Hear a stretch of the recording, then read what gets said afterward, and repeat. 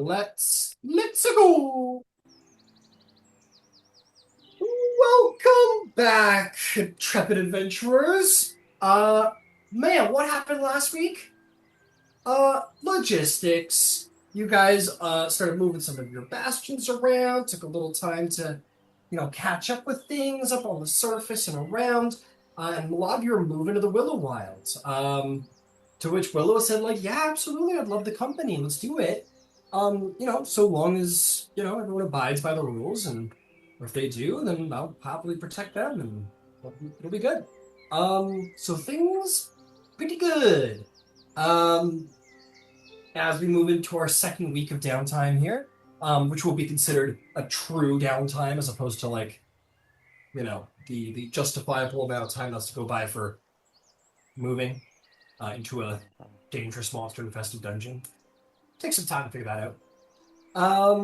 And that's pretty much what happened. I think you guys, of course, and finishing off your actual sort of regular adventures, you made it to the north. This will perhaps be relevant to you there, Mr. Jones. But the party traveled into the Wyld Woods in the north and found the grave of Chrison, who seems to have become a spirit that bids you all kill the witch, and had you dig up his body to recover his wand of fireballs and bid you go kill Willow.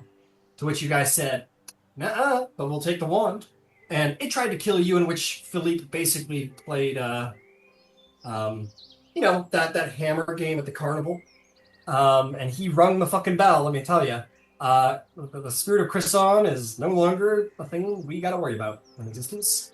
And with that, yes, whack-a-mole, thank you. And as a reminder, this individual was allegedly manipulated and charmed by Hallister to turn against Willow for whatever reason. Thus why he died and why his spirit is restlessly angry against her. And that is where we pick up today. So, we've got a work week for you guys to do whatever it is you wish to do. We will also get you guys in on another bastion turn, which would be cool. So let's get to it. Let's try and be speedy. Ideally, we'll be done with our downtime before our break at the latest. So let's get it on. Who would like to go first? Not Soraya. Hmm, I'm not ready. Brandon wasn't here last week, so we can give it to Not him. me. Him or Darwin to set up their previous downtime that we All already right. did. Well, you can't volunteer, people, Nero. You can go though now if you want. Yeah. Okay,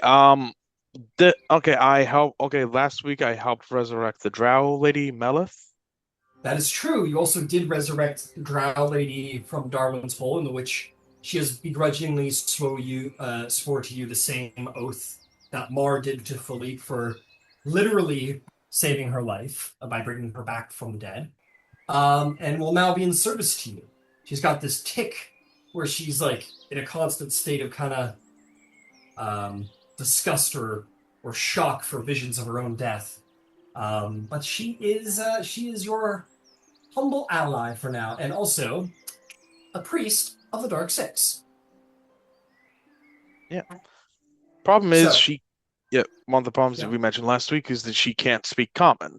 So I'm gonna look for a way for a magic item or a book to help her learn how to speak common. absolutely. Let's do that. I like it. Um, so, little magic item shopping, are we? I'll tell you what. You head up. You're like, you gotta go magic item shopping. And you catch up with Dover Lyrandar. Goes, hey Nero, one of my favorite customers. Hey, Nick Hey, Dover, how you I ain't doing? seen you. I ain't seen you in so long. What am I supposed to? What am I doing? Huh? I don't know what you're doing. You're earning a living. That's what you're doing. I tried to earn a living, but my favorite customers have disappeared off the face of Sharn, it seems. Well, I'm back So, now. what Let's can I get do for flying. you? All right, let's get flying. I'll take you to some of the best spots with some of the good Let's magic items, huh? yeah, let's start somewhere nice. All right, I need 100 gold. And that's not a joke. Nero, you're gonna have to spend 100 gold in resources to connect with the right people and um, you know, Okay. grease poems and get information. So you can also add an additional 100 gold for static +1 bonus up to a +10. So if you want to do that, you can. That will help you with your persuasion check, which will help you seek out what you're looking for. So I spend 100 gold, then what?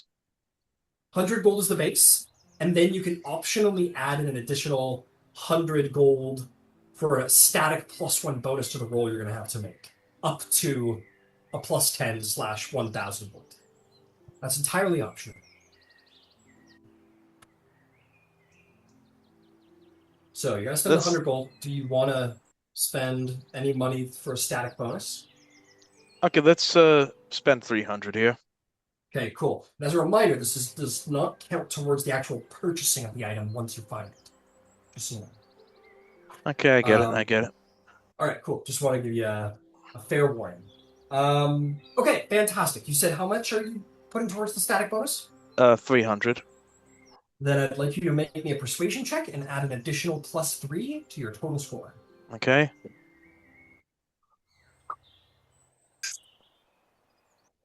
+3 to the score. 30. I think you're gonna find what you're looking for. You're probably gonna find it. You think that's enough? I think it might do the job.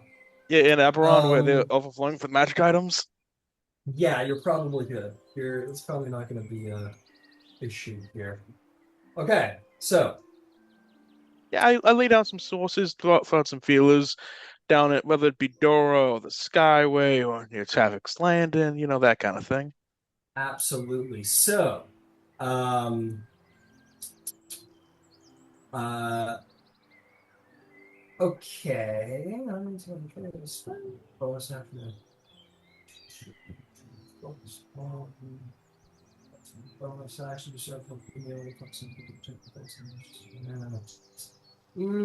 There's a couple of good items out there. You're feeling like you're in the right area here. You get some leads on some like wildly expensive magic items, and you're like, no, probably not. Let's see here. No, magical silence.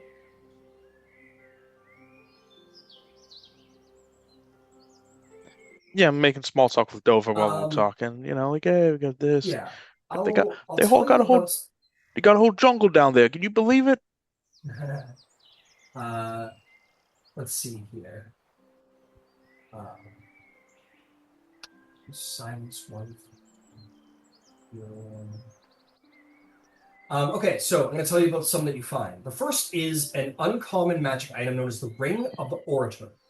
It is an attunement item. It has 6 charges, and when you wear it, you can expend 1 charge to project your voice to be heard clearly to all creatures within a mile of yourself. You can adjust the volume there. It's silenced by, a foot of stone, an inch of common metal, blah, blah, blah, blah, blah. But if you project your voice while speaking a language the listening creature doesn't understand, you can make it so that they can understand, which makes her able to communicate to you, but not the other way around.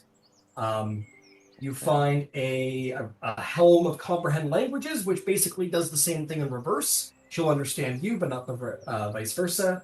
Um, let's keep it going. Um, and then I'll tell you what, I'll make life a little easy on us here. I will say I'll say you can find like a custom rare magic item attunement that will essentially do what you wish, where basically she will be able to like cast tongues on herself for like 6 charges that would charge at dawn or something like that. And we'll basically get over the language barrier. And also kind of make her an interpreter for the party too, so she'll understand Hmm, basically all languages that could be interesting. when she wishes to. So for a 30, you're gonna find what you're looking for. But as I'm seeing, we've got an uncommon item that allows her to make you understand her, and an uncommon item that allows her to understand you. It makes sense that the next level up is a rare item. So I can make up something, but if you want to purchase this rare item for her, that will not only help her understand you and vice versa, but I'd probably say it's like a tongues thing and she can understand all languages and can actually be helpful to the group. It's not just a very expensive translator. Okay. How expensive is it? Well, I'll tell you what, you rolled really fucking good. Um, so I'm gonna say they're gonna give you a deal on it. 30 requires a certain, yeah, you're gonna get a deal. Let me just open up um magical item costs sheet here. If I rolled a natural 20, I would have found it in the garbage. So normally they go any rare magic item will go for 4,000. They'll sell it to you for 2. 2,000? Yeah, you rolled a 30, Okay. Anyhow. so they'll give you a good deal. Okay. Wonder what's wrong with it. Like, okay. Ooh. But Okay. but be aware, it also has very spooky properties. Okay. I'll be right back. I'm gonna go. I'll say, okay, I'm interested. If I tell the Yeah. guys, give me a minute or two, I'm gonna go get some stuff. And as a reminder, we're in Eberron, so you can write them. I don't A remember what they letter of call it in credit. Eberron. Yeah, there it is. That's right. You can write them a letter of credit, and then they can withdraw it from your account. So, and it also makes you look very. It's basically a checkbook. You can write them a check. You write them a letter of credit. It makes you look very cool and auspicious. So mark off 2K, and with that, Melith will be equipped with the tongue spell pretty much The permanently. And can the way I'm gonna raise the money to do this is I'm gonna head over to our buddy to Obaya. yeah.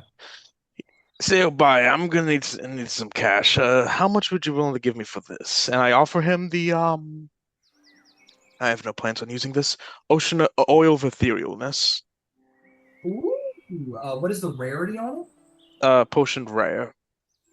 Rare. He's giving you the deal, and they sell for half. But magic item isn't like a one-to-one trade thing. Like they're very niche. So I'll tell you what, for a potion of etherealness, he'll chop 1,000 off, and you can just buy it for 1,000. Okay, so I So trade the that's potion. So I played potion for etherealness for this. Okay. so you would trade. Okay. So what the new price becomes with the oil of etherealness is 1,000. So you would have to give him the oil of etherealness and 1,000 gold, because this guy Oh, doesn't necessarily have a good use for this, but it's a really cool magic item. So he'll take it, but he'll still require 1,000. okay. So that's quartering your price at that point. Okay. Okay, deal. All right. Sweet. I'll say it's like a cool ring. So Melith, Melith, who doesn't quite understand you with her elvish undercommon, like looks as you present her a ring and cocks an eyebrow. I was like, Yeah, attuned. and Mar will explain on your behalf. It's an Uh, awkward side. I was like, wait, I promised to help you. I didn't manage to marry you. yeah, Like, exactly. He'll say hold that. on a moment. Like, even she says, like, even life debts only go so far. Yeah, exactly. She'll put on the ring, and yeah, she'll attune to it, and with that, she's not unlimitedly powerful to be able to communicate, but certainly enough that it shouldn't be a problem day to day. Awesome. And Kind of like when Glenn gave Maggie that ring in the Dude, convenience store. I'm rewatching Walking Dead right now. I just started. Really? That's crazy. That's It's a crazy. great reference show, for me. man. It's Like it's it, a really fun show. I like the first 5 seasons. yeah. I mean, it's like good. great television, you know?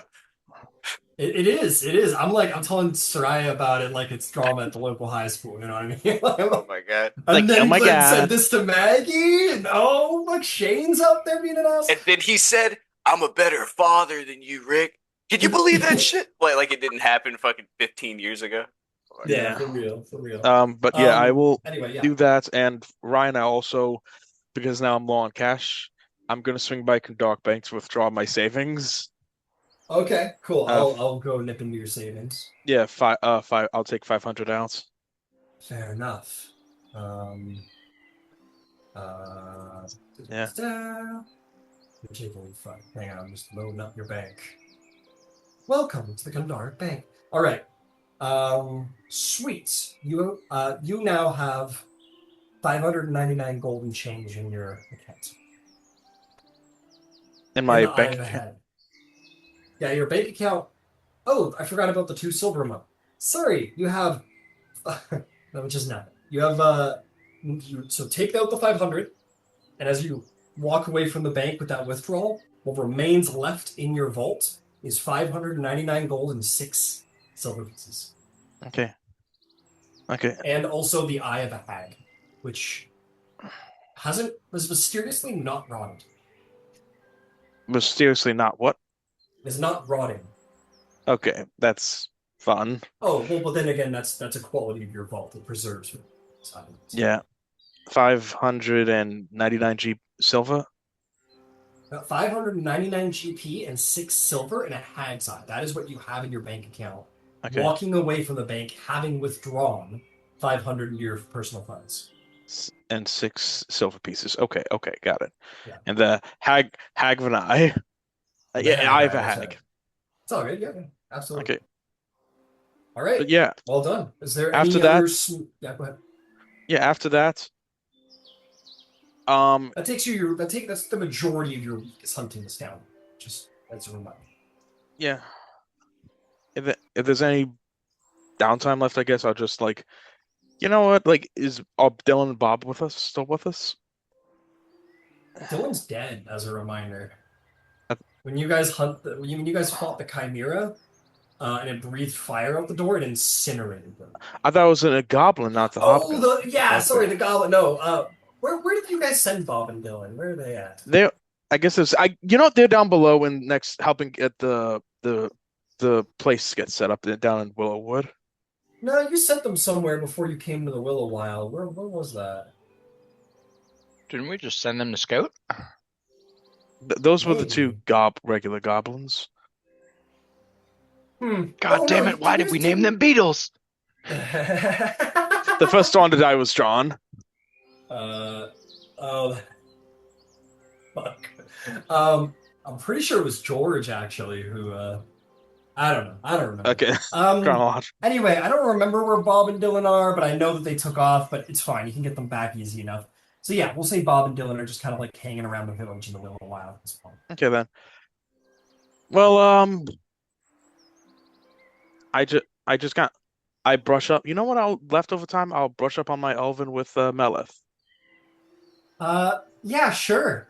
She'll Why not? she'll take you through some Elvish and teach you some words. Yeah, absolutely. She does it rather boredly. You get the sense that she's very aristocratic, right? Like she doesn't work. She She makes doesn't. big decisions. She likes making big decisions, and she like feasting on succulent meats and ordering people about her chambers or Uh, whatnot.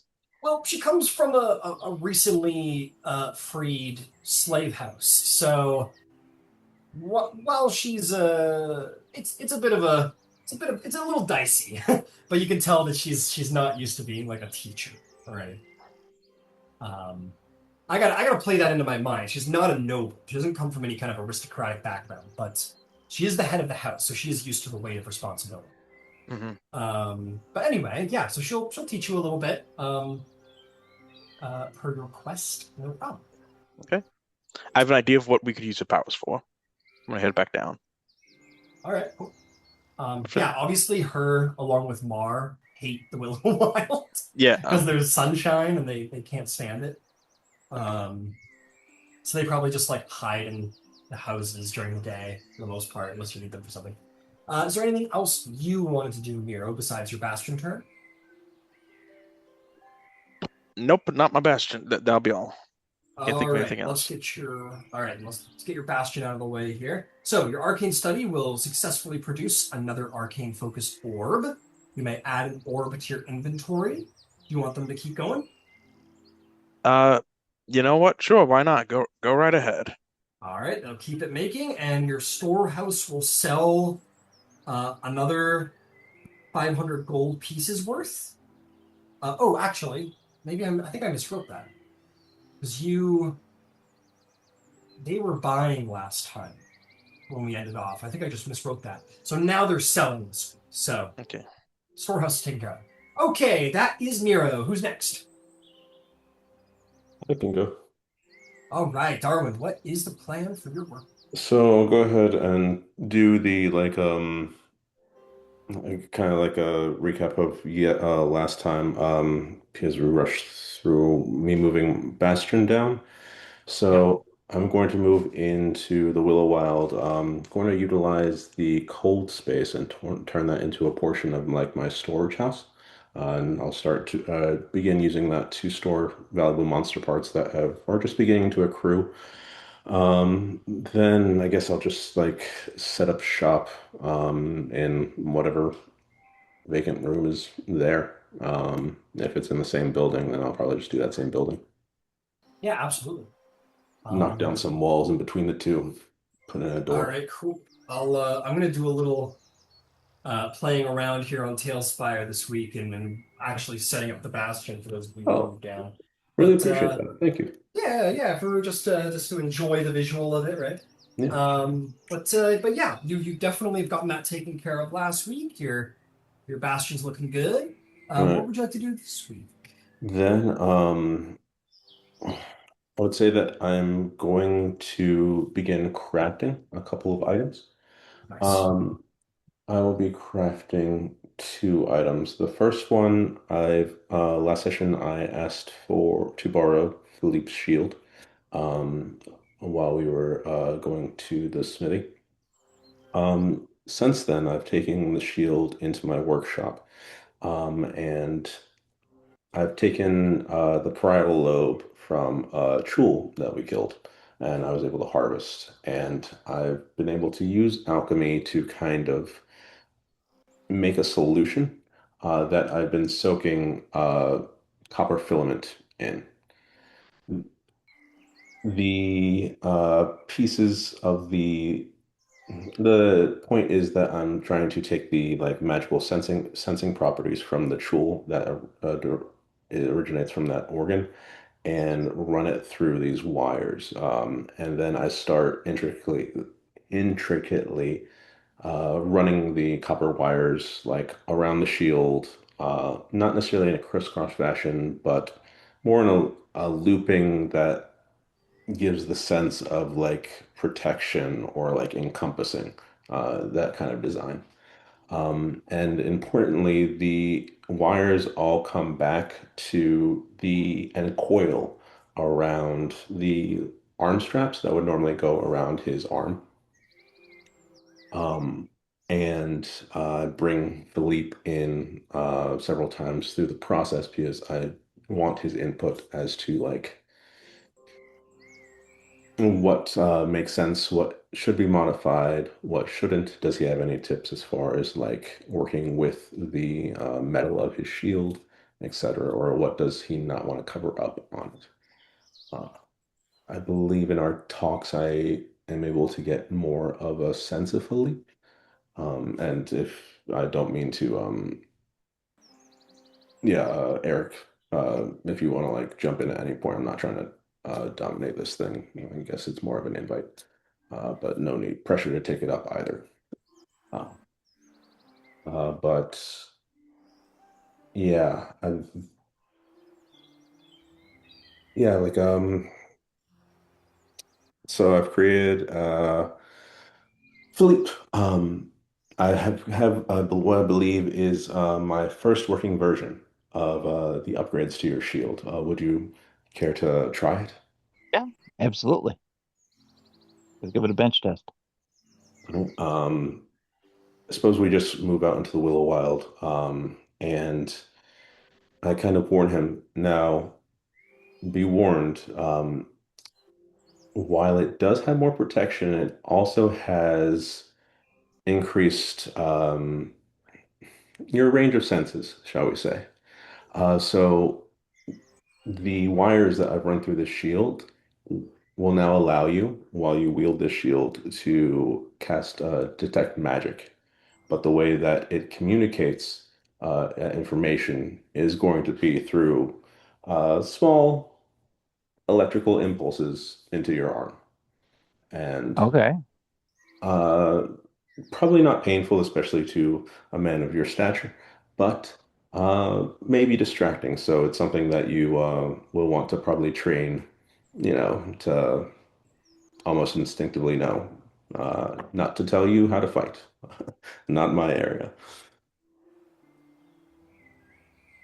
But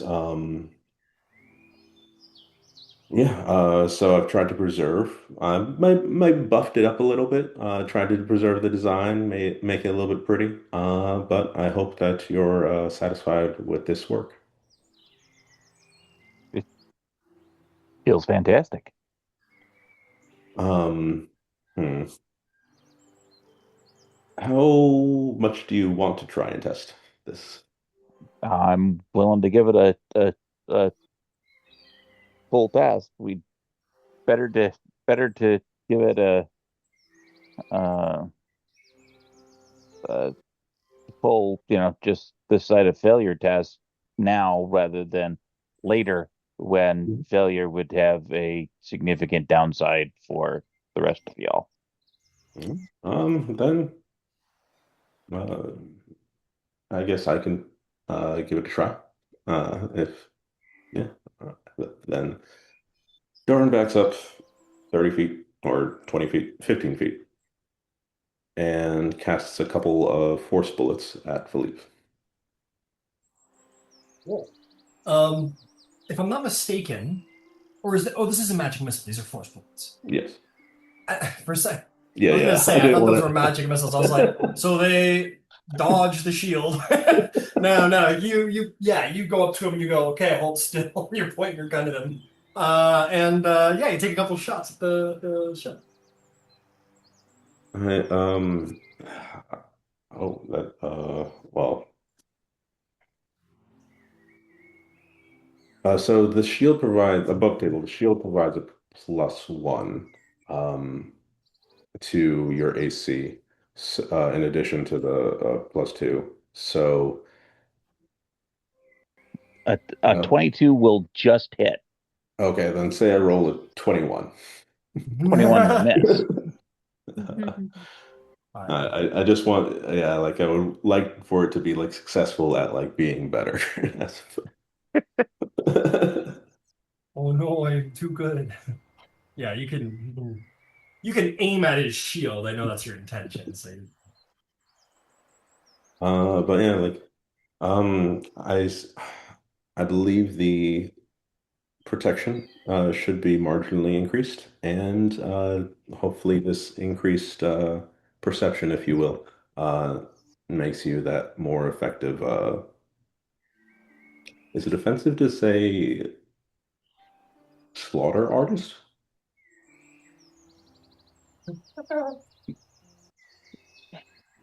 It's not without a degree of merit. Not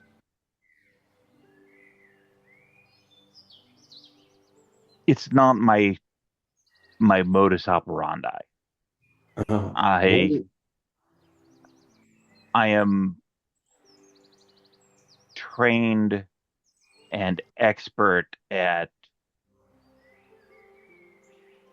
protecting the people beside me. would you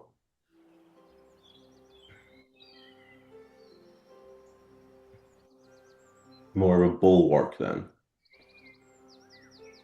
or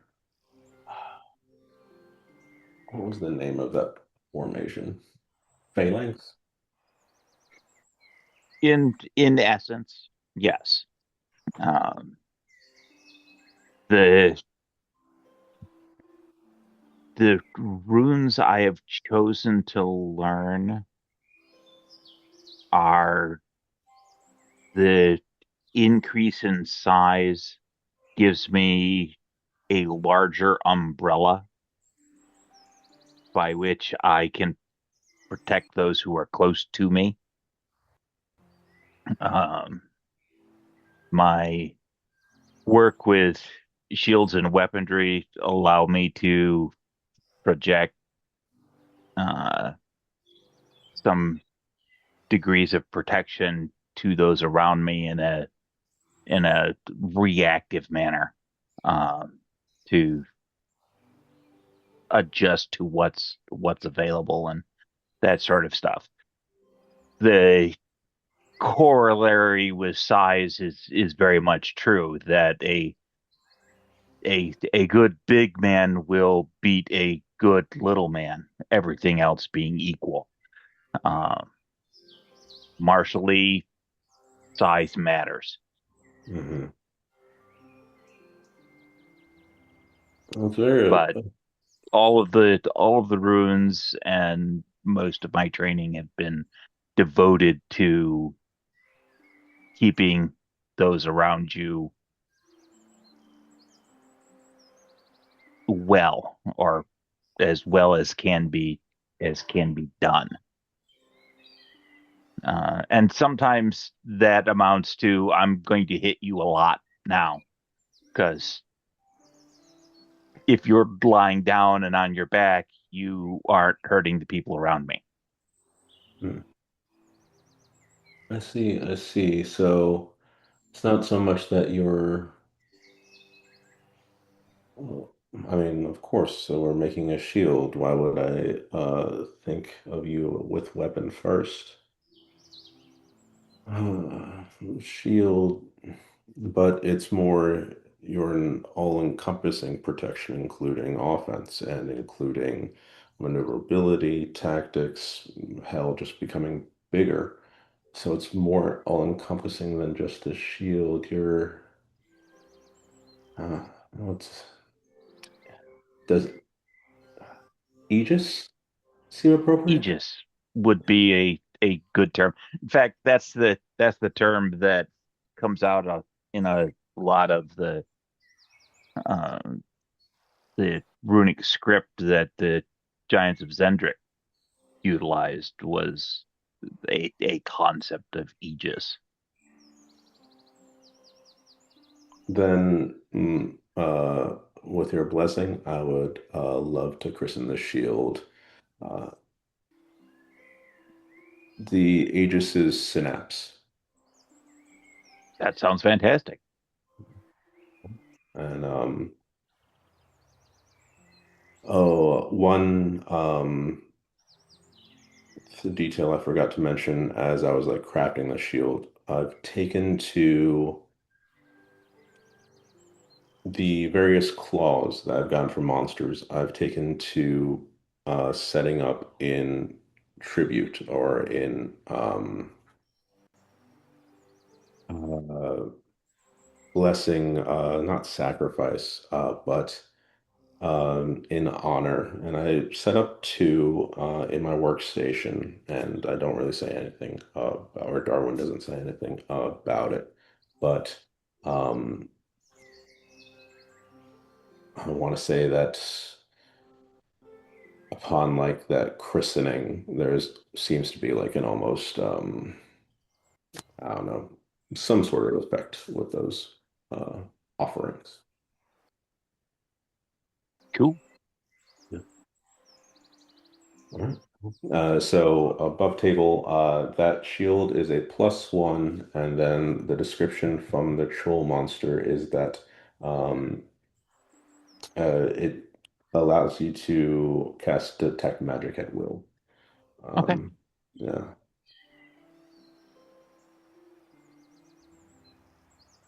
And yeah, at 120-foot sight range is Oh, yeah. just a Yeah. extended magic range. Cool, cool. Yeah. I'm happy to make that into an actual item, so I'll get that for you. I think I've got it made. Oh, I, nice. I need to publish it. I don't know if I'll be able to share it or anything like that. But I'll get it once I get like the name in there. I'll see if I can like play around with sharing it because it's Cool. I obviously think something I can. Yeah, content share will take care of it. Yeah. yeah. If you publish it in Beyond and it gets approved, it goes into the homebrew bucket. At which point Ryan can go and grab it and add it to his homebrew bucket, Gotcha. and that'll close the loop. Okay. Dope. Um, Amazing. What else did so that so probably took your work week to make, right, Darwin? that took 4 days. Okay, Um, excellent. with my various like buffs and spells. Um, Nice. then with that last day, I would set to go about on another project. Now this one, uh, so the first one took part of a troll brain. I could figure out the gold with you later. 2000 base. I have no problem paying the full one. This one, I'm going to begin with the Aboleth Eye. So again, I've offered two more claws. Actually, no, a claw and a vial of blood in as my two offerings, and I begin work on this will be an amulet. So I'm using the Aboleth Eye as a centerpiece. Actually, um, dry it. So dehydrate it and dry it up and crush it up. And I will also take a couple of the smaller shards of the crystal from those crystal walls that we've harvested or are harvesting, and soak the crystals in there, or kind of like bury them in there for a little bit. And let's say bury it deeply in there. And then try to cast it and heat it up so it all fuses into a respectable like ingot. Uh, Small little like pendant type thing. For the rest of the amulet, I would try to source.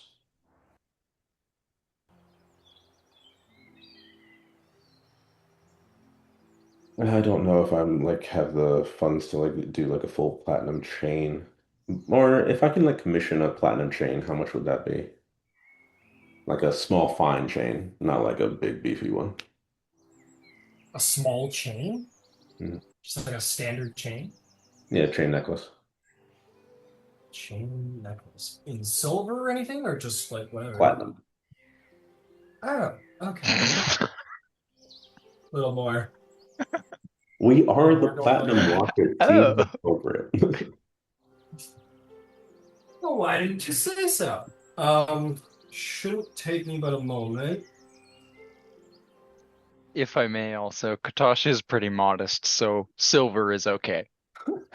Okay, okay. Oh, let's If just say if silver then. like whatever, if it's like 500, I'll pay the 500. But if it's anything more than that, silver is great. Katosh is pretty modest. Except in the gym.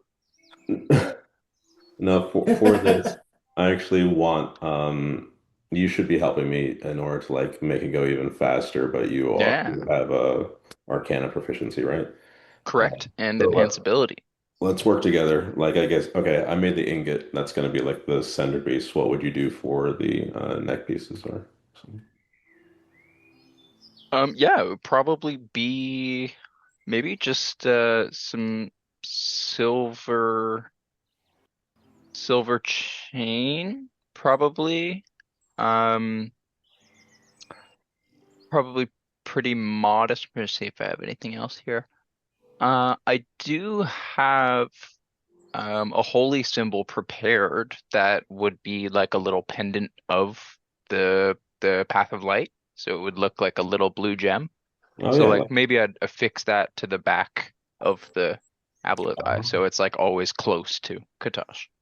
I like it. I'm gonna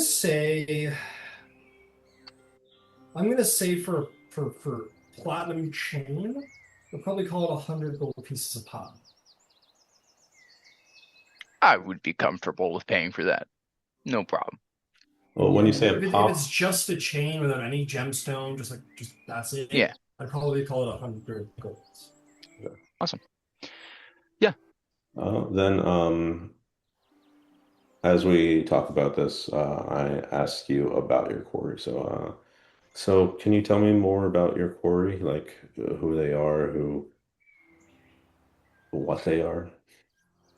Yes, of course.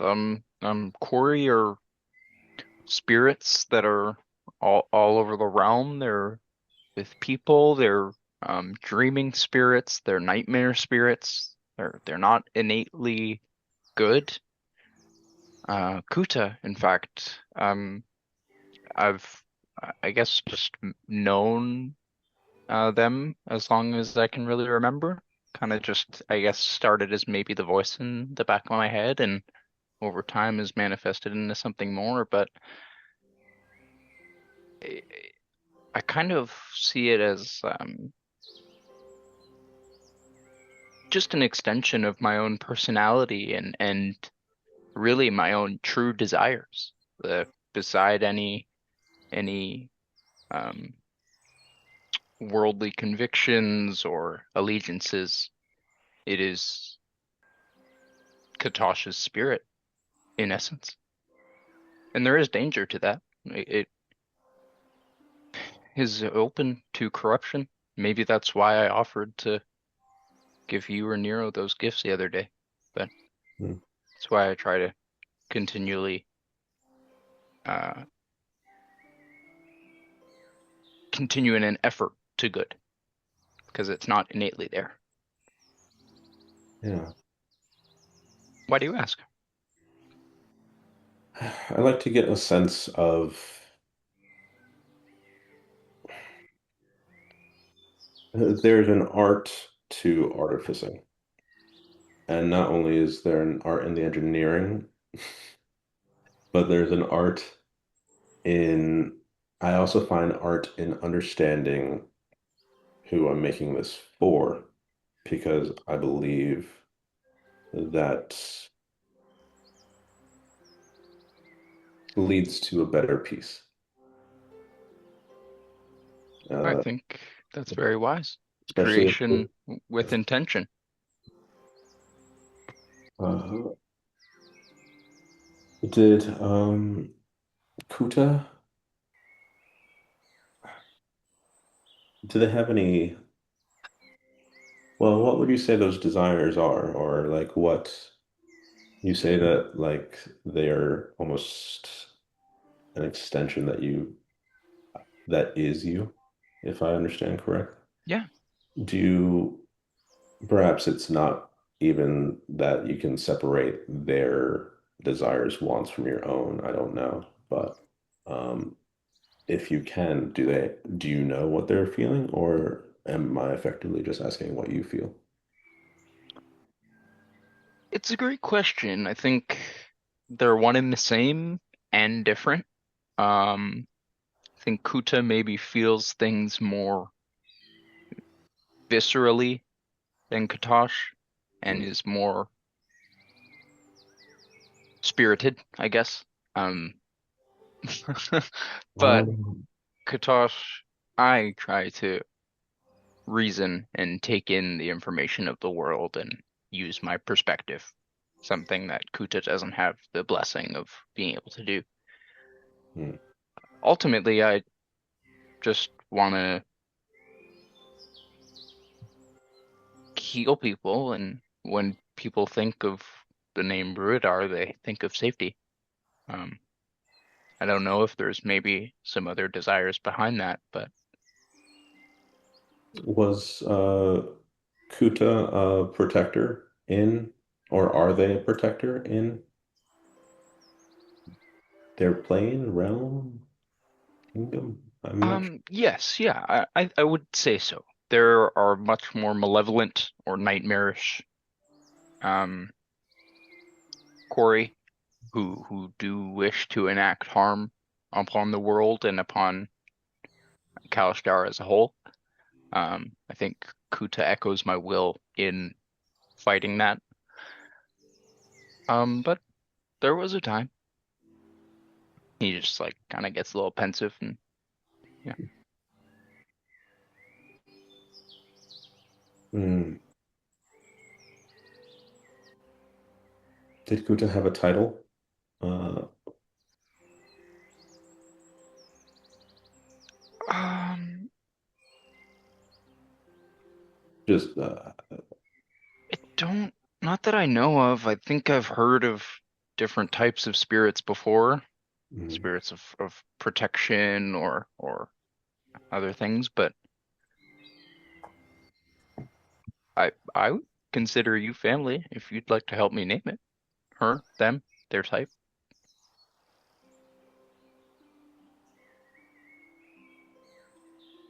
Yeah, believe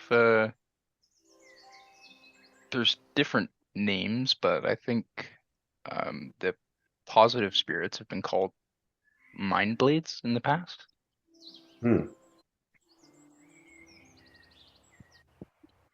I could see the appropriateness and especially the uh, magnitude to which we even got this eye. How much did you? Yeah, impressive feats you pulled off that day. Um, who- shall we call this one the Amulet of the Mind Blade then, as it deepens your connection to your Kuta? I really appreciate that. That'd be great. Yeah. Oh, Yeah, so Katosh will just, I guess, continue with Darwin working on that. He'll affix his like gem of the Path of Light to the back, and then once it's done, he'll put it on. And is there any way I could try and help you with anything? oh no, I mean, Do you have any questions? Big questions?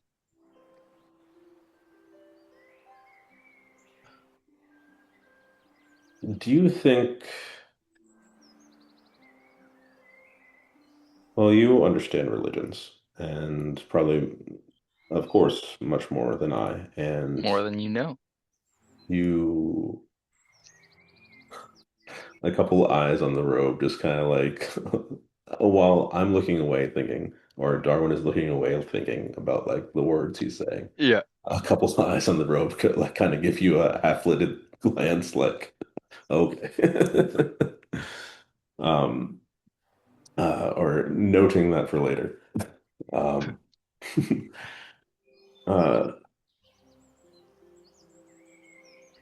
you've taught me the ways and customs of Onatar, and one of the rituals that I've taken or tried to incorporate is upon crafting or when crafting to offer something of significance to Onatar.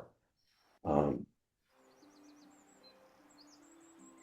as I see it as a kind of it's the spark, the gift of creativity, creation, art, and that is what Onatar seems to embody for me. My creator followed a similar deity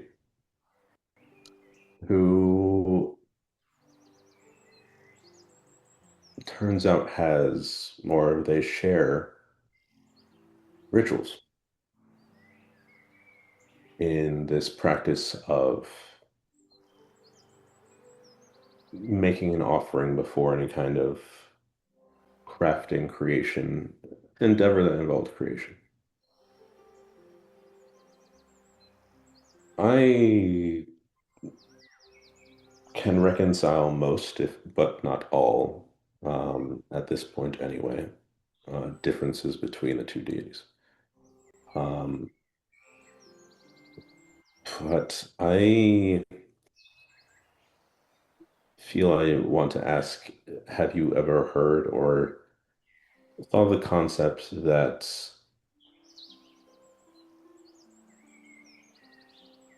a deity might be just a single face for a greater being that may have another face? Katosh thinks on this.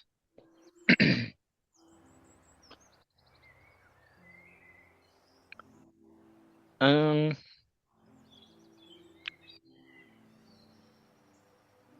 I suppose you never really know. Um, if we're also lucky, maybe one day we go to Dolora and meet them, or maybe they are just ideas represented or under false bindings. But I think regardless of their creation, it's about your intention with what you do with their power and their will. Do you wish your creation to bring life and peace, or do you wish it to pillage and murder and sully? Hmm. Think of Talenta, for instance. Look at his spirit. You've seen how it's weighed down. His talents are masterful. I've never seen anyone with a blade so proficient. I don't just say that. Yeah, dude's a mess, but he's a functional mess. Yes, but I think Talenta is a good person, and he's hurt. Uh, this is an example. If you feed into that pain, that sadness, that anger, you become it. I suppose if my intention is more in just like the creation, though, I don't know if I've necessarily tried to ascribe my own. There is leaving it up to fate. Huh. Ultimately, our creators aren't here. That's what they did. Their ideas, we pray to them, but they're not here enacting their will. Maybe they put the idea in my head, but you want to create and put things out into the world and see what happens. I don't see much wrong with it, if that's what you're asking. If you want to do good, you'll do good. I've already seen it. Thank you. Thank you. As we get, as we spend more time getting deeper and stronger. Um, I'm sure you felt it too. There's this growing sense of responsibility to doing the right or best, I'll say best thing with this power that we're cultivating. Of course, the opposite is very tempting, but I don't think that in the end it's really what anyone wants. I think they always just use that as a goal or as a means to get their true goal. They don't have people who wish to help them to their goal. And with that, he like fixes in the last like peg holding the gem. He puts it on the like mind link with Darwin. How's it feel? Probably stronger than before, I'd imagine. Nice. And he will try and let Darwin in a little bit, and I'll just say, don't think that because I heal people and protect them, I've always done the good that I preach. It's what you choose today, to do today, not before or tomorrow. Well, You'll just see like flicks of fire, see like blood dripping down a wall, black cobblestone steps, and they're then all just wide. just like Katosh walking through forests, just kind of changing scenery, and then eventually happening on Sharn.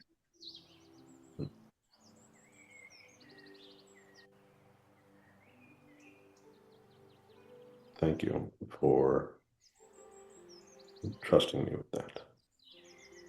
We'll talk more.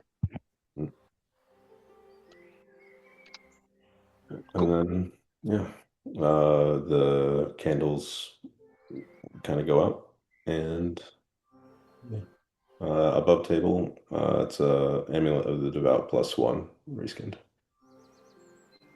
Amazing. Should be an uncommon rarity.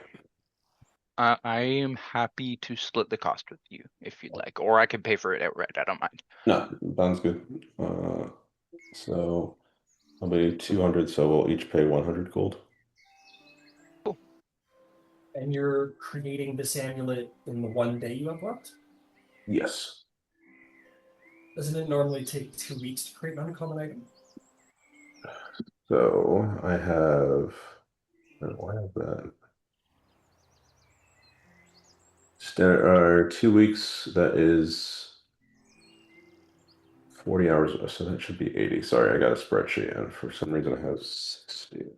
If at all Still comes possible, in. Katosh could have casted Enhanceability on him for a lot. I have a lot of spell slots. Okay, so standard 2 weeks, 80 hours, because we assume the 8 hours working. Maverick cuts that down to 40. Have a level 2 spell called Darian's Helpful Homunculus, which cuts it to another half. I would assume I would have Twinbeard assisting, which would be down to 10, and then Katosh was assisting for that one, which cuts it down to 5 hours, which is 1 day. Well, Twinbeard is working at your, he's creating your other magic item, right? Okay, so that would be, Well, he's in the middle making your blue-silver necklace. okay, so that would be 10 days then. Or 10 hours, so more than 1 day. Okay, yeah, that's fine. You get it done in 10 hours, you're good. Yeah, okay. Very tremendously impressive ability to chop that time down. Well done. I will say Twinbeard probably does have a quick talk with you, Darwin. Being a member of House Tarkanian, he goes, "So, Darwin, about the craziest rumors about Warforged and like 5 friends. One of those friends being like a very distinct fairy princess. Says it very loudly.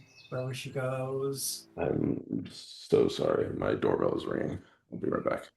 Oh, that's convenient for you, Darwin. That's a very convenient way to get out of this conversation.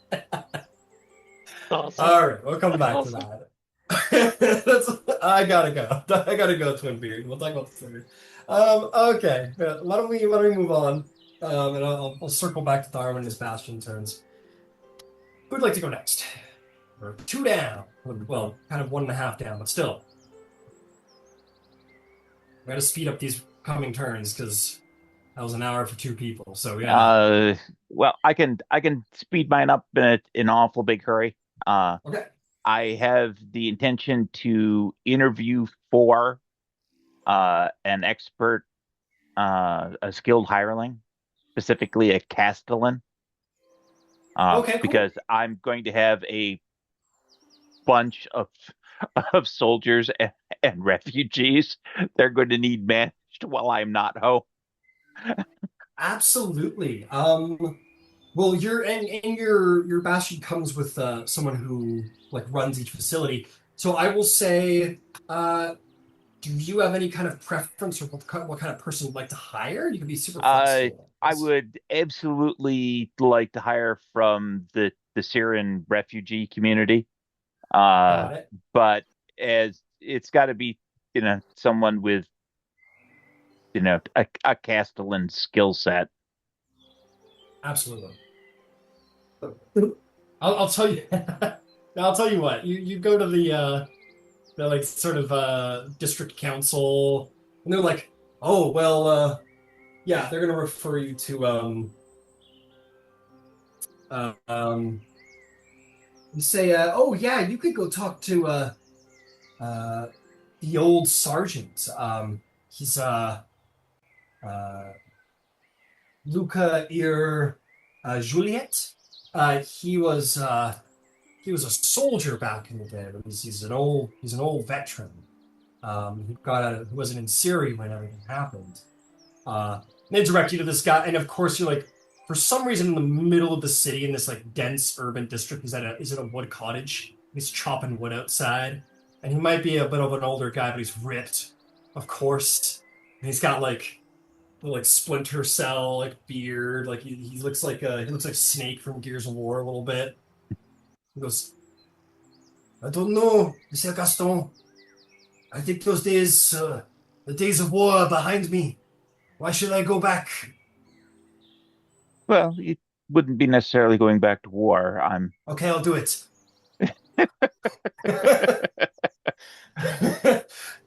And this guy who apparently has military experience and leadership and everything, he'll happily serve as Castellan to your barracks and keep the men in line.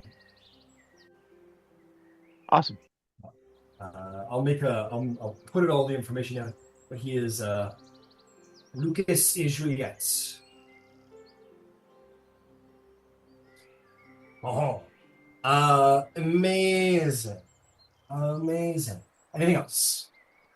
Well, I might as well pay him out. I'm going to pay him out a 90-day allotment in one go right now.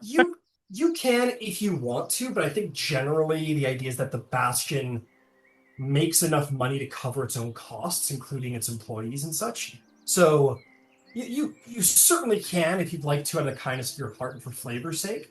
But the Bastion will cover. If the Bastion is making enough to manage that piece, I want to put some coin in his hands, so if other things come up, he has a fund to deal with those exigencies. Understood. Sure, absolutely. Yeah, and he armors up in sort of some old a soldier's old like armor. It's scraped and cut in different places, and you're like, I can get that repaired for you. He's like, no, I would not get that repaired. I've got a smithy. Exactly. He'd be like, no, it works fine. I do not want to forget the war. Do not want to forget. And he will Yeah, and he'll come put the men in line. Yeah, they're sitting around playing cards. He's like, "Attend hunt!" And they go up. They shoot up. He goes, "You layabouts, I'm going to work you harder than ever before. My accent is changing." and he'll have them running around Pick the an accent, bastion. Ryan. Yes, I am Jagat Icon, and you will. No, he's French. Brendan will get a chuckle out of this. I just hired Gunny Highway to Oh get man, these folks to the square legend up. himself. Oh man, but yes, Castellan Juliet will keep these men in line and keep your bastion safe. Okay. Your bastion finishes recruiting. You have officially made it to. You officially filled out your bastion. You got all 12 of them. The construction is. You know what? Philippe? You've got a super cool new bastion. There's extra buildings, and you've put down the money. And it takes so long for these things to happen. We're gonna let your enlarge have happened. You're changing. You're actively changing locations. So we're gonna skip the time it takes to actually enlarge it, and we'll say Okay. you now have 12 out of 24 spaces. So I assume you'd like to continue recruiting. Absolutely. All right, so we shall. Beautiful. And your smithy will have finished making 12 shields, which will be equipped to your men. So they are with shields now. The place, Juliet will say it will be, he'll bug you about an armory. But next level we can probably get that figured out. But yeah, for now your men have shields. What would you like the smithy to do? For the next set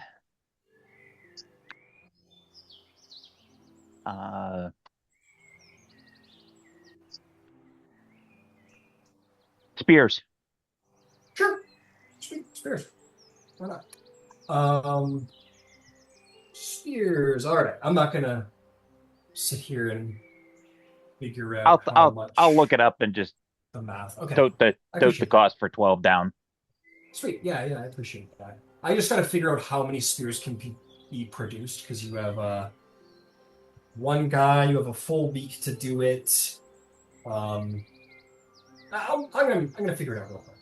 Just to get it out of the way. Crafting. That's for magic items. So I'm looking for here. I need to write it. I'll write it down for next time. No, goddamn PHP. What's your name? Dungeon Master.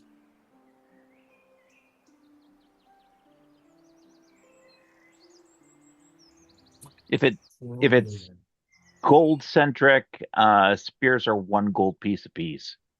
That helps, thank you. 1 tag used to use. Crafting equipment. Okay, so divide its purchase costs by GP by 10 rounded up. So you can do 10 gold pieces worth of work a day. So you can make 10 spears. So you can make 50 spears. And that would go for 25 gold. Okay. Yeah, Cool. That way we've got some stock. Absolutely, yeah. Your boss is gonna be a little messy until you get that armory, but I'll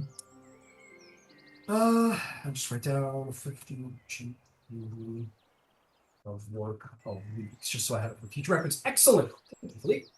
Okay, just to quickly circle back to you, Darwin. Yeah, so Thornbeard, he says all of this, and he goes, now, I did a little digging on your group, and before you hurt me or anything, I just wanna give you this. He goes, oh, don't give me this. I heard what you've done with some people. He'll kind of look both ways and slide across the table. Pendant, which you recognize as a secret pendant of the esoteric order of all. say. My true affiliations are with the Esoteric Order.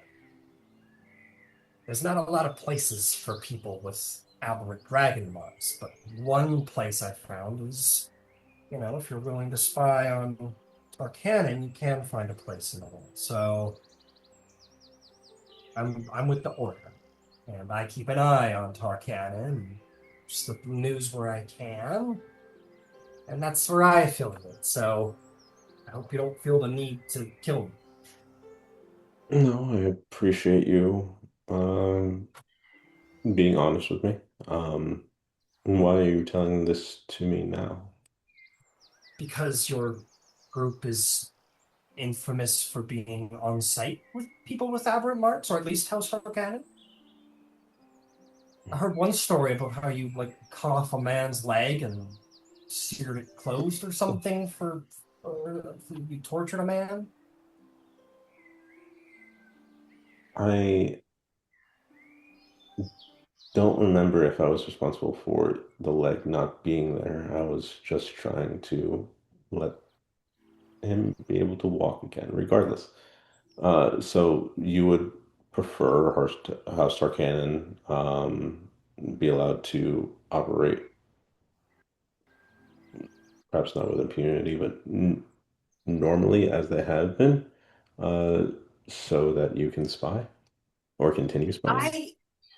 Let me no. So I don't terribly agree with House Tarkanan. It's a house of murderers and assassins, and it's I get it.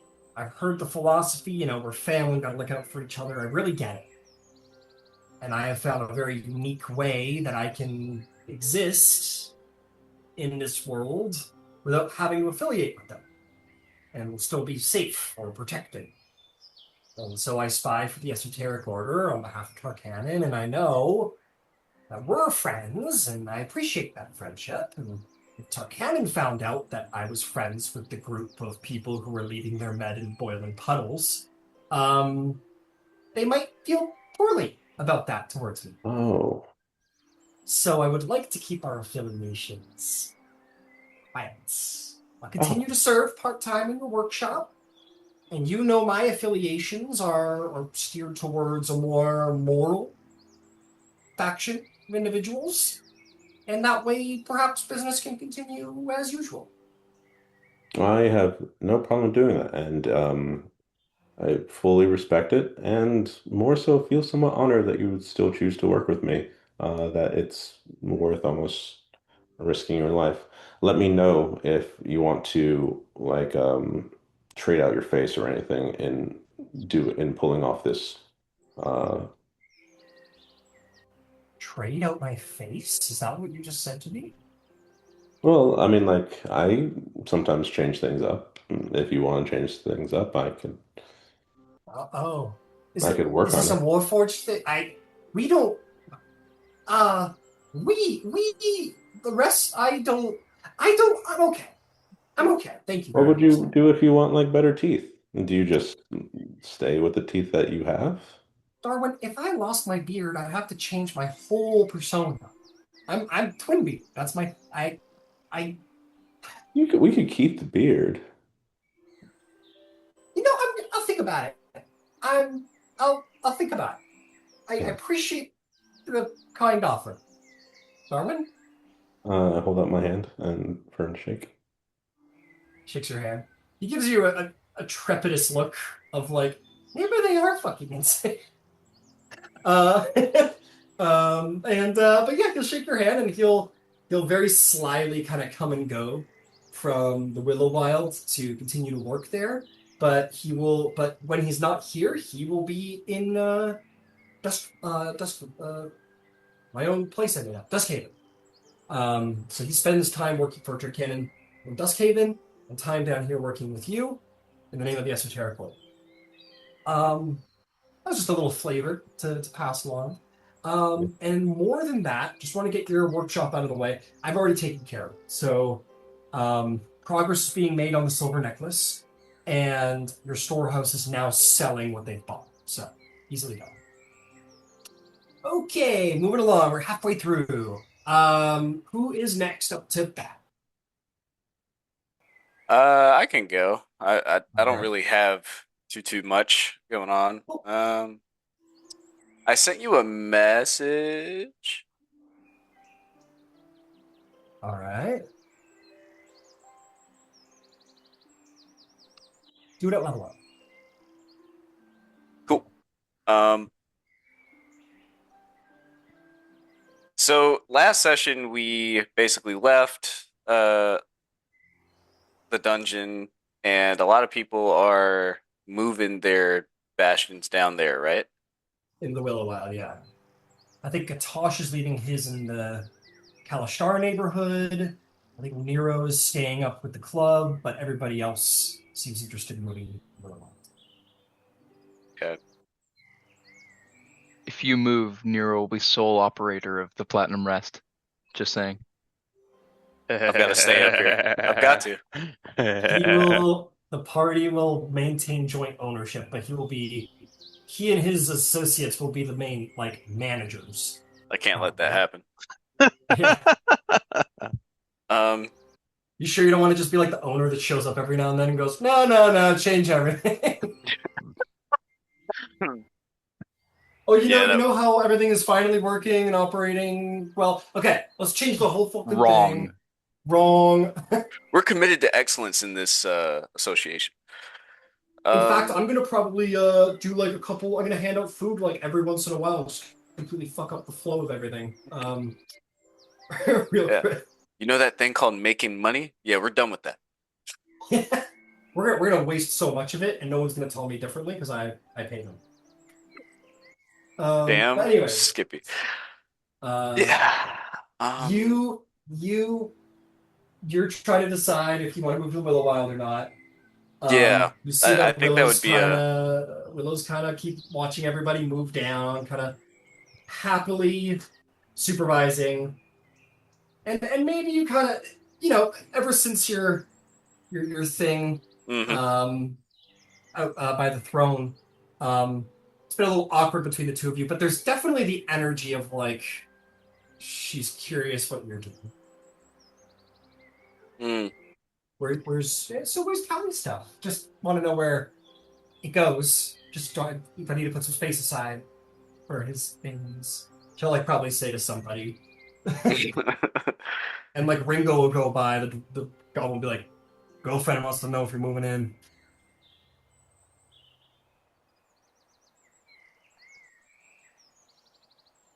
And I think he thinks like he's not real sure like where they stand after that. I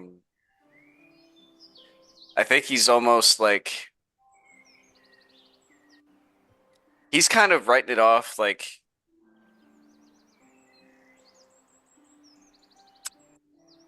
maybe it's she was just there to comfort me, in that moment, and maybe she, like she said, she doesn't want to do any of that. I think he feels like it was his fault that she ran away, and that she did something that she said that she didn't really want to do. Ringo goes, "Wait, what did you do?" You're like sitting at the bar together. Well, what did you do? That stays between me and her. Oh, all No. right. All No. right, I got it. Wow. Smooth operator. You work quick. Man, slaying monsters. I think, hey, like, I wish I was pretty as you were, I could probably make it happen. I only get to go by on my personality. Enough about me. Talk about you. So, listen. Do an insight check. Rinko says to you. Insight check? Do an insight check. Well, I look over at him again, and he's sitting behind a DM board. Fucking. All right. Listen to me, Clifton. You need to do me an insight check, okay? get the thing. Get on some dice. Right? What Here you is go. that? Just roll it. I'll arrange your DC. Well, I need to know what I'm rolling for. Just roll. Now, just roll it. All right. 14. 14. Let's see how deceptive the Arc Druid is. Wow, she's not. That's crazy. Really? He goes, listen, kid. I mean, you're probably way older than me, but it sounds good. Look, anyone can see that she's crazy about you. You know what I mean? It sounds like she's just got mixed feelings, you know? She is traumatized, she hasn't been touched in a while, she's got all these feelings, she's lonely. What is she talking to trees and birds for the last, 20, 50 years? And a pretty smart displacer beast. Sure. But not you, big guy. You know, you show up looking all handsome and such. She's all confused. You gotta be a man. You gotta tell her how you feel. No, fuck that. That's not manly. You gotta hide how you feel. Actually, yes, hide how you feel. Don't let her know. That's Don't absolutely let right. her in. Yeah. It Lock her always the goes well. fuck out. Yeah. That's right. That make her chase you. I'm the prize. That's right. That's right. You're the prize. Make her chase you. You know what you should do? You know, this is what you should do. This is the ultimate move. You should move down to the Willow Wild. Don't say a thing. It'll drive her crazy, and then she's gonna come to you and be like, "Why don't you talk to me?" And then you kiss her, and then she'll know. Take it from me, a goblin. You've been in a lot of relationships, I take it? Nope. Not a lot, but I third wheeled some. You'd be surprised what you learn watching from the outside. Are you a cuck? Shut up, man. He'll walk away. So you moved to the Willow Wild? Yeah, I moved to the Willow Wild. Got it. Ring goes outside the bar going. He yeah, looks I over in the corner am and he now looks the in an head- empty chair. yeah, he's in the And back now- of the bar. And now Nero is the main manager. That's right. I will say Um, manager on site. Manager on site. That's literally Assistant exactly, to the yeah. manager. Assistant.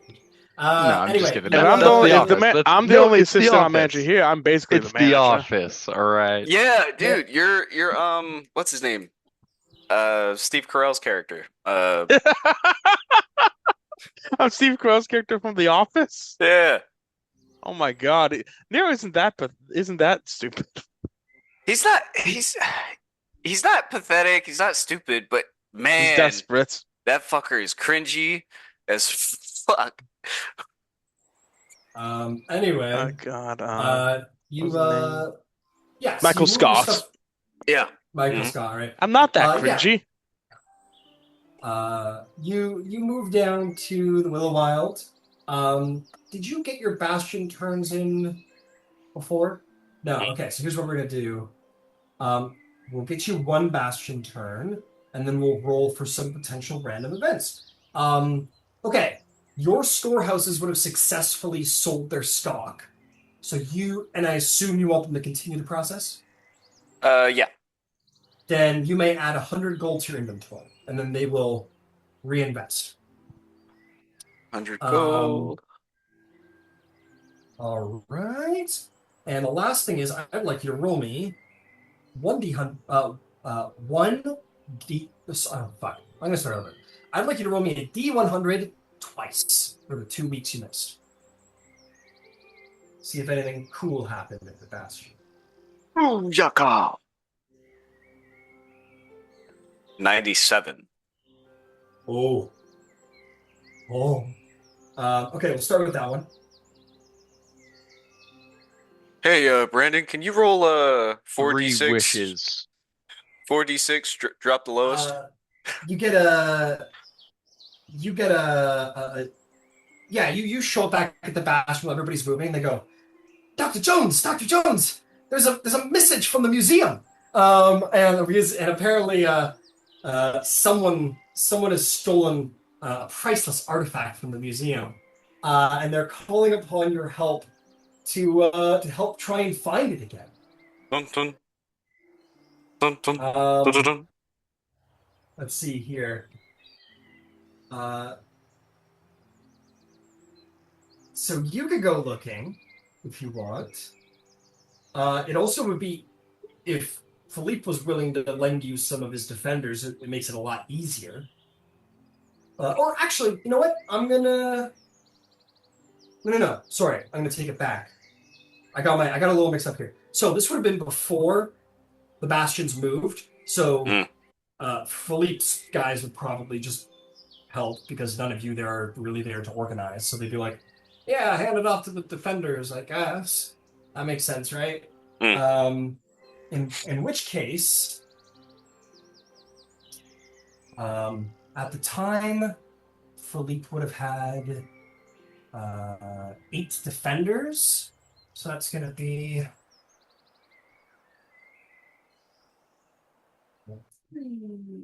1 is 4, 8. Okay, great.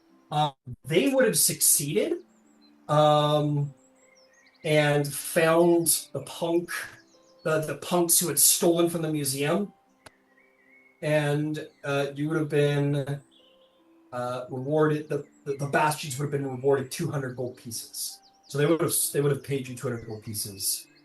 But the labor came from the defenders, so you do with that what you will.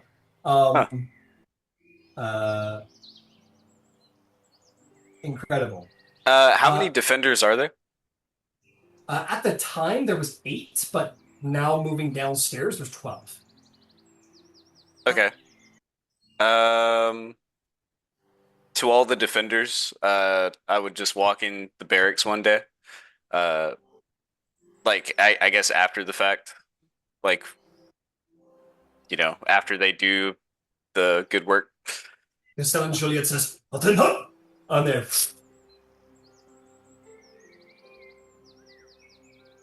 I think he can't help but have like a little smile on the corner of his mouth, seeing this discipline from a Syrian man.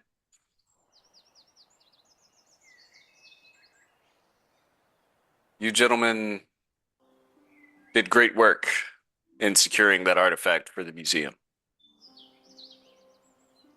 As such, I would like to bestow upon you some of the earnings that my bastion received, and I'll give each of them like 5 gold. Yeah, okay. I was gonna say, keep in mind the value of gold. You don't have to give them that much. Yeah. You give each of them 5 gold. They're astonished by the kindness. Castell and Juliet, who definitely has like a French mustache, he kind of like, you see him kind of like twitch a little bit as if like this is going to affect discipline possibly. And he and yeah, they take it very, very, very kind, very happy for the gesture. How much do I owe? You don't know anything. It's your money. How much do I owe? Oh, wait. Oh, giving them to the bit. Oh, I Yeah. see. So you gave 5 to each defender who actually took part in it, I assume? Mm-hmm. So, 5, 10, 25, 30, 35, 45. 45. Cool. Roll me another D100 for the second week of events. Very good. Psychiater. 23. The second week, things were largely like all is well. Everything is generally pretty good. And you get a report that accident reports are way down in your storehouse. So your little warehouse there. It seems like there's everyone's doing good. People are working well. Okay. Cool. Now, That's that. with moving down to the Willow Wild, Yeah. I assume it's going to be a different building, right? Yeah. How hard would it be to transfer one of my warehouses into a different type of bastion? I believe it says that you can do swaps and such things when you hit the necessary level. And your next level is level 9, where you guys are all going to get a new facility, in which case I think then you could do the transition easy enough. Okay, cool. I'm going to double check, though. Oh, I think it's generally, the idea is like you can do it at level up. Whatever you want. Special facilities, blah, blah, blah, blah, blah. Unlike basic, each time a character gains a level, the character can replace one of their bastions' special facilities with another for which the character qualifies. So next level up, you can make a new choice. Got it. Cool. Yeah, I think for brevity's sake, that'll be it for me. Beautiful. In which case, I believe we're down to Selena and Gatosh. Who's going next? You can go if you want. I mean, or I can go. I don't care. Okay, you can go, Selena. Okay. I don't really have anything to do. No. What does Selena do with her time? She have tea parties? Does Yeah. she lift? Get big gains? She's probably checking in on all her factions. And Okay. yeah, That's a good setting idea. up tea parties and Making friends. yeah, maybe socializing for the week. Okay, I'll tell you what. Back into your downtime, and you can gain some benefits from that. What kind of just the people you want to like just be dealing with people within your factions? Yeah. Okay. So here's what I'll say then. Just trying to find my downtime stuff. Where are you? There we are. Nope, that's not it. Pain in my butt. Okay, here we go. So you would be carousing. That's what it's called. So, carousing.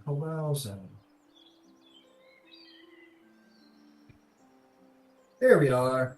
Okay, so you would be, I'm going to consider that middle class carousing. So drop me 50 gold just to like buy pretty tea sets and little herbal teas and shortcakes and whatever for all your new friends. And I would like you to roll me a persuasion check to see how well you get along with all of your friends. Oh no, I got a 9. A 9? You like almost really offend somebody, but you don't. You probably bring up the fact that you're a fairy princess before you do, and then they let you off the hook. So generally, you just kind of have a good time.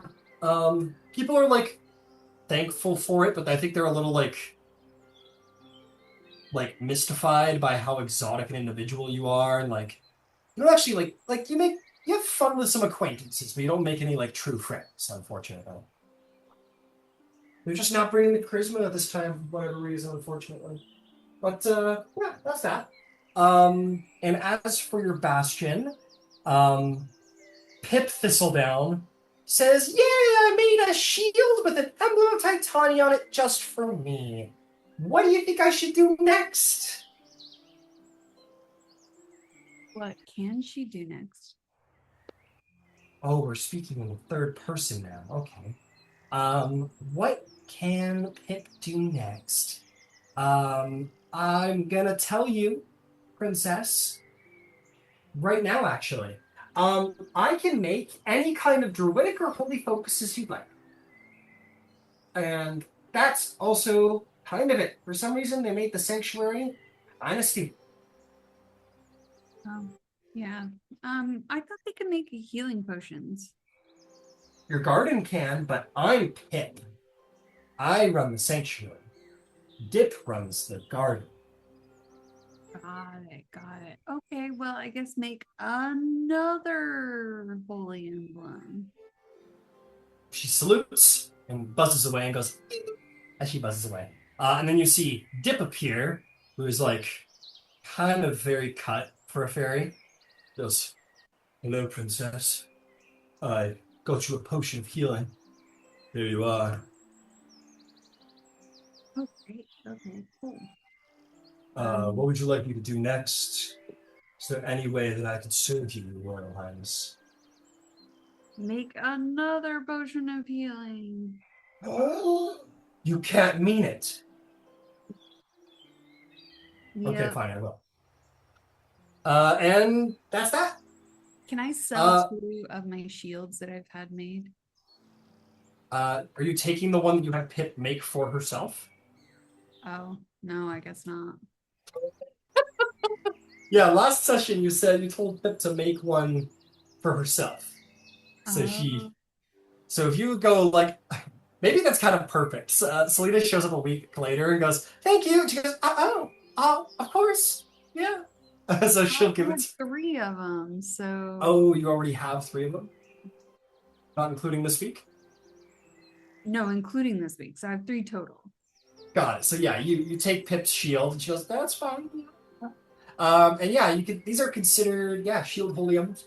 Shields go for 5 gold a pop, I believe, don't they? 10. 10. 10. Nice. Um. So technically, you're not making shields; you're making emblems.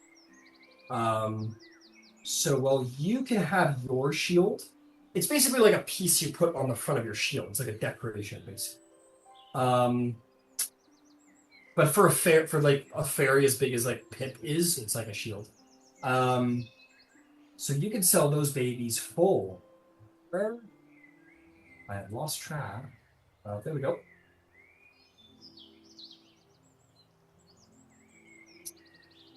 God damn it. There we go.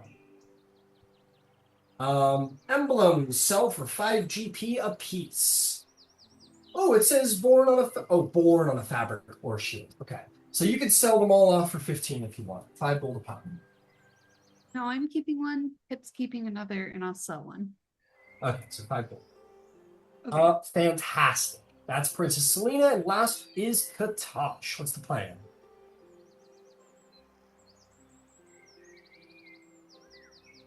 I don't really know. Okay, well, let's do your bastion really quick. Get that out of the Yeah, way. sure. And then maybe if you Uh, could let me know some options after, if possible. Absolutely. So, Lyra DeCaneth, your individual who works in your arcane study, goes, "Here, it's done." And she hands you your sunstone orb. It's a very cool orb.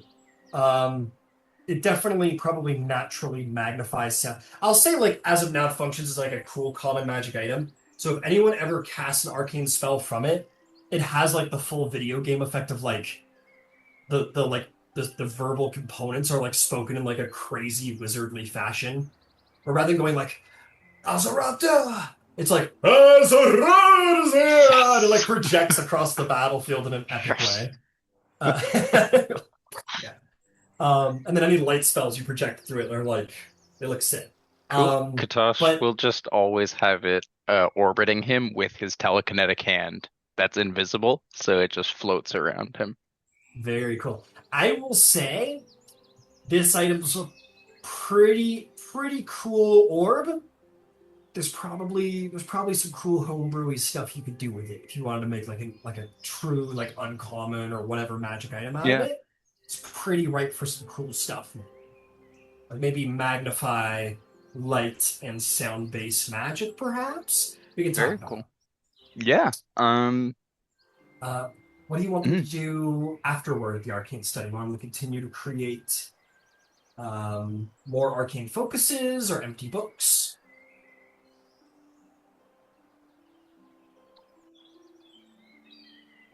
Could they create? Can I do like an insight check on a friend for like what they would like on Tally? Sure. Oh, sure. Um, Yeah. Just Do in you think? general to try Yeah. and get him a gift that he would like. So it's a I'll tell you. Yeah, yeah, go go ahead. ahead. No, you go ahead. No, I was you just go. gonna say, Hang on first. uh, I got a 22. So I was just thinking more so like style wise. I think I would ask them to start creating a journal for Tally that he can, Ah, I was gonna s- recommend the same thing. That's great. yeah, That's awesome. start to work through. So I'll if I Yeah. have like I don't know, like I have like a small rod of incense. My like little addition to it is I'll just like slide that in the spine just so it's like kind of sticking there and you can see Cool. the incense there. And then yeah, I'll have Yeah. them create a journal for Tally. Cool. Yeah. She says she'll get right on it. She'll say it's like Yeah. it'll be like a leather bound thing. The pages will like Hmm. be unlined and blank in case he wants to make like images of things he's found or artifacts or whatever, and then they'll Yeah. basically make him like an archaeologist's journal kind of thing. Awesome. Cool. Um, Sweet. And then as for um, so that's the arcane study. The sanctuary completes the holy symbol. Um, the Saren will keep it for himself. He makes his own as you asked him to. And yeah, he'll ask you what you want him to craft next as he'll display to you his like proud holy symbol, the path of light. He's very proud of it.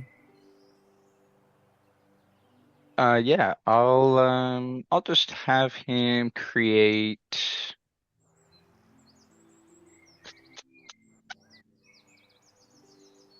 just another like path Yeah, of light symbol, but like a necklace. And then I'll just yeah, say just for a follower who needs it, needs the faith. beautiful. Okay, sweet. So that's your bastion taken care of. It's very wide open. You can really do anything you want and gain benefits from possibly what anything. You can carouse with people and make friends. You can go pit fighting. You can perform religious service if you wanted to spend time like you know being a priest essentially. You can absolutely gain certain divine based bonuses and potential rewards Yeah, if you do that. yeah, Katosh will do that. If he could find some sort of like central public location, like in Sharn, Yeah, um, plenty and of I those. guess, sorry. There's plenty of those. Yeah, absolutely. Yeah, yeah. I guess he would just try and get the word out just about like a service in the streets Mhm. of just him preaching for anyone welcome, Kalashtar, Syrian refugees, Aberrant, anyone. Absolutely. Okay. Not the attendance at a temple is believed to as well. So yeah, you could basically just spend the week at your temple. Yeah. It has to be done at your temple. You Oh, can okay, go out that's into the fair. streets. Well, you can go out into the streets and talk. It just generally needs to be like in the vicinity of a place that is of No your worries. religious. Yeah, that works. Um, but either way, you're gonna get what you want out of it. No problem. You may take a work week resolution. You may make either a intelligence-based religion check, so a normal religion check, or a persuasion check, and the total will determine your potential benefits. Hmm. Religion. All right. Not so good. 18. 18. In regards to this, not so bad. You Cool. are going to earn one divine favor or holy favor, whatever you want to call it. I think holy Hmm? favor is better. Yeah, I There's too like many that. spells called divine favor. Yeah, yeah. So you may mark down on your sheet a holy favor. Now, a holy favor works in one of two ways. In broad terms, is the promise of future assistance, and that can be either from your own religion, where again, it's very broad. The clergy can do something like help you out with general politics or social support or reduce the cost of clerical spellcasting or any of these things. Yeah. Another option is you can call upon, like, in your case, you'd be calling upon, like, the quarry themselves. So hypothetically, you could say this is like you getting a closer connection with your quarry. And in a time of need, uh, uh, Kuta can like provide you a broad, small, helpful service, such as an omen, a vision, maybe like a crucial miracle at a crucial moment, a minor miracle. These are all of the broad possible scope of what a holy favor can do. Bingo, bango, bongo. That's it. Amazing, cool. Yeah. Katosh will do that. He'll just try and deepen his connection with Kuta and with his people specifically. And yeah. Yeah, you're not usually able to have like very like coherent, conscious, like word to word conversations with Kuta. You usually have to pour a lot of magic into that. But I would say like this could very much well function that way, where you could like have a very distinct like real conversation with Kuta, perhaps. Um, yeah, it's how we want to play. Cool. Sweet.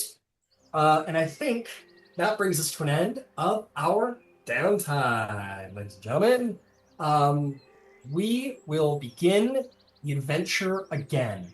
2 weeks have gone by. You guys have gotten some things done. You have successfully moved into the Willow Wild without any of your hirelings being, torn apart by trees for snapping any branches or anything.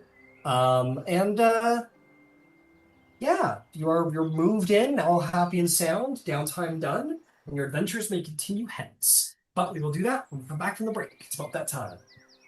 So 15, 20 minutes, we'll see you soon. Cool. Sounds good. Oh, that's funny. Woo! All right, fantastic. You guys find yourselves moved back in. Katosh and Nero probably travel together down to the second level and teleport down to the Willow Wild and on to the village of the village of the Platinum Rest. You've upgraded from a club to a village. Is that an upgrade or a downgrade? We'll find out. Hey, you've got It's plumbing. down because it's going down. Nice.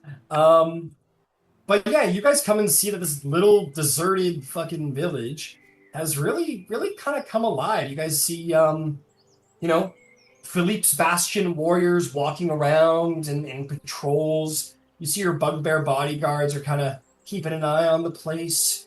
I think Sergeant Juliet has probably like locked up the temple. Locked up the Temple of the Devourer. He's like, we're not gonna make that open to the public. You probably actually find him arguing with Nero's. He's like, I cannot understand you, you elven bitch. And she's like, Okay. because I do not know what you're saying. Okay, let's start mediating. Okay. All right. Enough. Yeah. I try to get like, okay, let's keep going. Let's go. You see fucking what's his name is roaming around. He's here. Mars around. You also see a number of Syrian refugees that have seemed to have like taken up residence in and around Philippe's section of the Bastion as requested. A little refugee camp has kind of sprung up. You guys, I mean, these are all just your followers and hirelings and whatever, but it's kind of like a little home. It's a little village just sprung up. It's not just strangers coming to drink your booze and puke everywhere. It's kind of like a community. Anyway. So with that, what would you like to do now? I would pull Melf aside and ask her like I've heard clerics can do this. I understand. I understand what you just said, right? No, I was just speaking in undercommon. She's like, and she'll like make a fist, and the ring will kind of flare, and he goes, "Okay, what is it you want to speak to me about?" like I was curious about getting a better idea of what you can do with this divine magic you got. I can do many things. Do you have specific questions for me? I can conjure certain animals. I can dispel enchantments, detect poisons before they kill you, protect myself from them, heal, invite plagues of locusts to devour all life, summon demons from the netherworlds, commune with the Dark Six gods and their servants. No, she can't do it. Prove it. Oh, you want me to prove it? I don't believe you. Just come here. Come over here. Okay. Okay. Am I gonna need to keep these two apart? Oh boy. All your path of light does is hurt my eyes. Okay. Ryan, I play a cleric in another campaign. Am I allowed to ask this? You can ask anything you would like, so long as you think it's within Nero's ability to understand. This is a role-playing game, right? So Okay. you have to be Nero, not Derek. Okay. Okay. Who is Derek?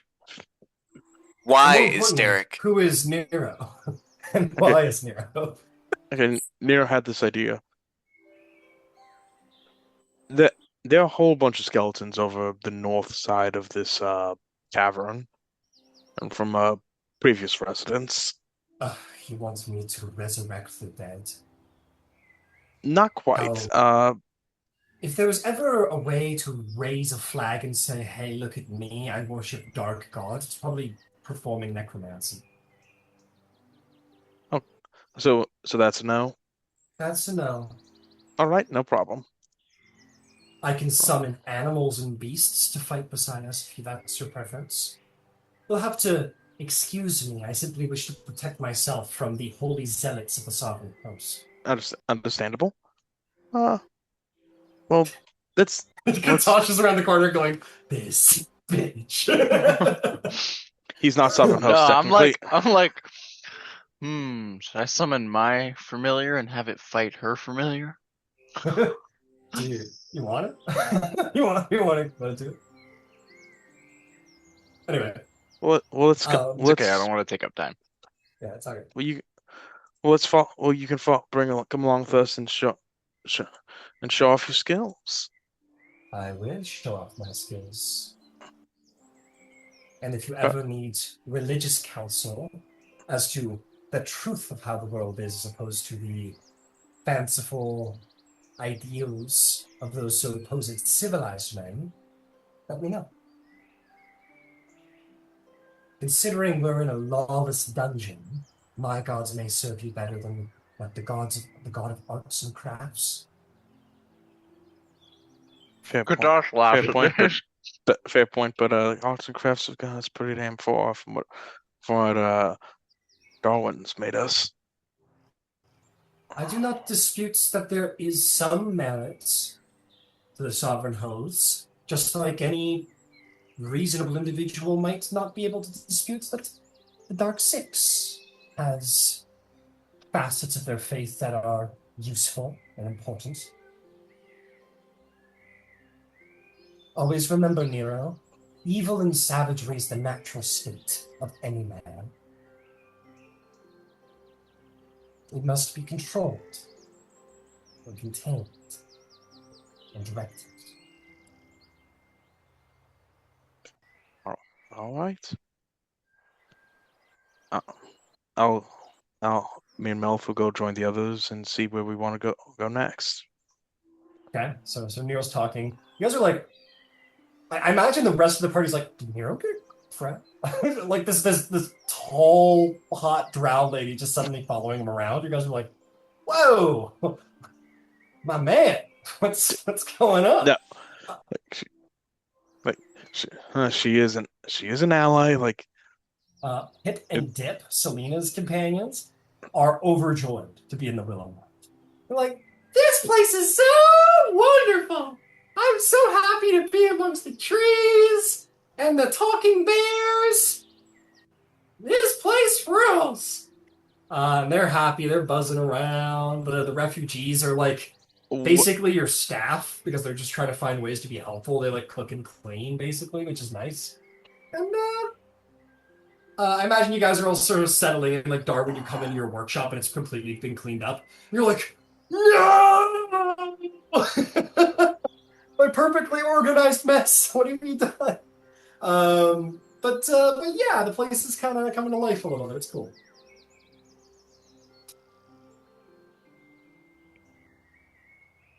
What does Katash's awakened tree thing think of this place? Oh yeah, what did you name him? Green? Yeah, you guys see Katash has like a little like a baby pine tree like awakened next to me. He's like goes, hello! Yeah, Katosh like Hi had everybody! my hands like down holding him. I'm like, yeah, this is the Wyld. We met a group of Wow! trees. They were a lot larger than you, and they were so strong that they took down someone like us. That you could do that one day. Really? Wow! And he's okay, boys, stop comparing sword lengths. Well, his is longer, but mine has more of a flared tip. So Brandon, it's all it's how you use it, buddy. It's how you use it. It's not the that's right.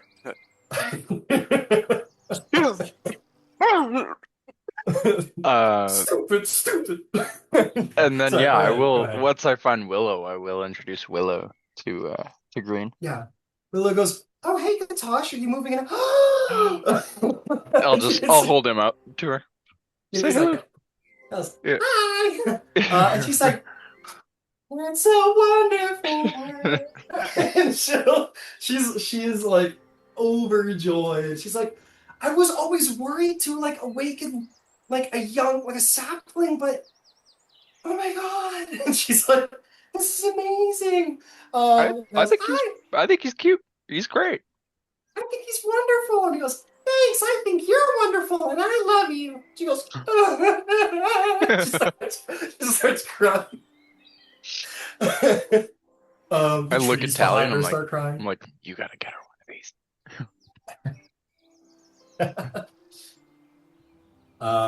Amazing. Yeah, she loves Yeah. green. She loves Yeah, green. very cool. And I'll invite her to walk with us as we travel wherever we're going. Yeah, green's like got your hand, Katosh, Yeah, and her exactly. We're hand. just holding him off the ground. Yeah, and you guys like do the like wee like this thing with him. And he's like, yay! And suddenly you're seeing a future here and everything. It's crazy. That's funny. Yeah, Not so and bad down here. he's like, you know what? Man can make a life in a place like this.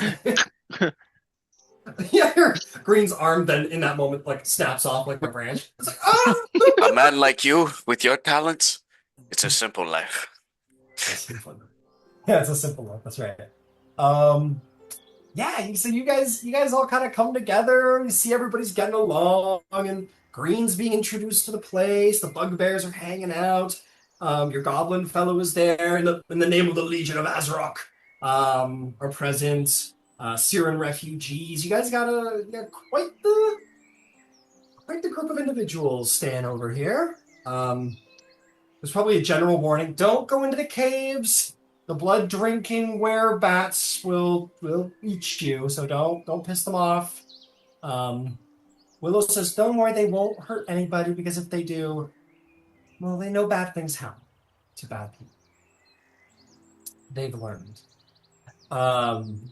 And yeah, so you guys Like cultists? Exactly like cultists. Exactly. Really? And I just like look over. She looks pretty pleased with herself. She's like, No. I'm smiling at Willow. I look over to Nero's companion. yeah, she's like, she rolls her eyes. She's like, whatever. She's doing this though. She's like, whatever. She has her hood up. She's got one of those just like, it's not even a hat, it's just a visor. She's got the fucking visor. Like the banker guy with the Yeah, fucking... the banker guy visor. No, she does this. She's yeah. Mars there, he's just off to the side, like on a tree, just getting ready for whatever's to come next. Yeah, you guys, things are good. You got quite the crew at your beck and call. Bob and Dylan go, hey, we was thinking, could keep an eye on the place for you all while you're gone. I know you got the small army and everything, but you need people of military expertise around. You know what I mean? Understands locals and you know, you know what I mean, right? Keep an I eye on get the you. place. Sure, yeah. But You can. you let us know what you need. You let us know what you need. Got your back. I'm good with having these guys guard the place for now. Sweet. All right. All right. No, just which is just and considering how regimented and like truly militant the Bastion defenders are, they're probably gonna hang out, eat snacks, and like chill out. That's fine. They're gonna have a That's good. okay. They're grandfathered. Yeah, they're having a good life. Yeah, keeping an eye on things, supervising. Um, but yeah, the place is like well defended now by Philippe's defenders. I imagine like when I'll actually probably say when Nero and Katosh come downstairs, they're in like parade stance, awaiting like the coming of new members. And they kind of like showing off the military discipline and everything, show off on parade kind of. And yeah, Oh, you and guys all they'll get a full on inspection deal. absolutely. The sergeant walks up and down the lane. Well, the Castellan now walks up and down the lane, like telling them it's time for inspection. He stands back to let any one of you inspect as you will, and like he stands back watching the inspection, very much like if there's a hair out of place, he's gonna kick the shit out of whoever the fuck that's embarrasses him on True to today. life. True to life. And yeah, if anyone would like to make an investigation check to inspect the soldiers and see if there's anything out of place in their discipline or dress. Would Sure. love to. Let's do I it. would love to. I need to roll like a Kingdom Maker game where you're like the general. I would love a Kingdom Maker game. That would be fun. Yeah. Unnatural fun. 20. Can I tell you 20. what I'm looking for? As I Yeah. have done these before. Yeah, So I'm gonna be looking. Are they in uniform at all? absolutely. Okay. So they're all shielded, speared. I imagine they have like probably like short swords, maybe. mhm. And yeah, they're armored and they're yeah. So I'm gonna be looking for Irish pennants, which are frayed like strings off of their uniform at the seams. Yeah. Common thing. You're supposed to burn them off or clip them off. I'm looking for placement of their decorations and awards. They should be exactly a quarter inch from the middle of the left breast pocket. I'm checking their trousers to make sure that they have a slight crease, Of course. And yeah, basically when the inspection is called, I'm going to be telling them to present their weapons, and they have to kind of put it in an inspection pose ready for pulling. Fair enough. Roll me an investigation check. Mhm. Philippe, would you like to inspect the troops and see how your Castellan is managing things around the Bastion? No. Okay, I like it. Nice. Hell yeah. All right. Got you. Nero Don't got- worry. Nero got the I 20. see him paying attention, and we were military, but we were a mercenary group, and it was about how we work together and the Yeah. effectiveness of our kit, not the spit and polish. Yeah, Fair enough. which fair is how the military is, sadly. But enough. I rolled a 24, I believe. It seems that Castellan Sergeant Juliet has whipped these men into shape. Everything is perfectly up to Syrian military code, down to the last wrinkle, crease, polish. The quality. So their shields and spears are quality. They were made in the local smithy. But the armor and sidearm and dagger, until such a time as they get an armory, will the weapons become more quality. But to no fault of the actual like soldiers in their preparation for 20s and 24s, it's not a hair out of place. Hmm. You're like There's always you're one. like you're like weapon inspection. They all like in almost in perfect sync. Hmm. There's always one. Unfortunately, actually, I'm gonna roll the Castellan and see Yeah, how yeah. I'll roll to see how well I'll- you kick these guys in the So face. if I can't find one initially, I'll start looking for other stuff. And Okay, I'll tell you what. what I'll be looking for is I'll tell them to lift one of them to lift their arm, and because should be a seam down there, which they probably haven't looked at.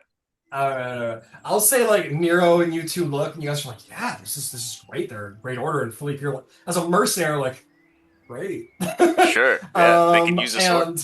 And yeah, you guys go to walk away, and then Talon's like, whoa. And then you're like walking up and down the lines. You're taking a little extra time, kind of lowering the DC a little bit.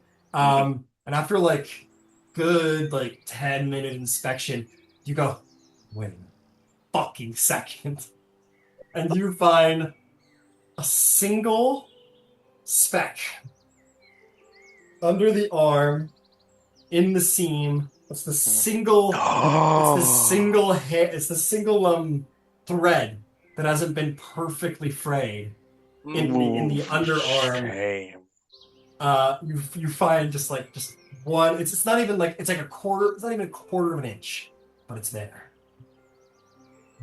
What is this, soldier? What is what, sir? This, and I'll like put it like directly in his fucking face. Just a thread. Say Irish pennant, sir. What is it? What's it? I don't know what an Irish is, sir.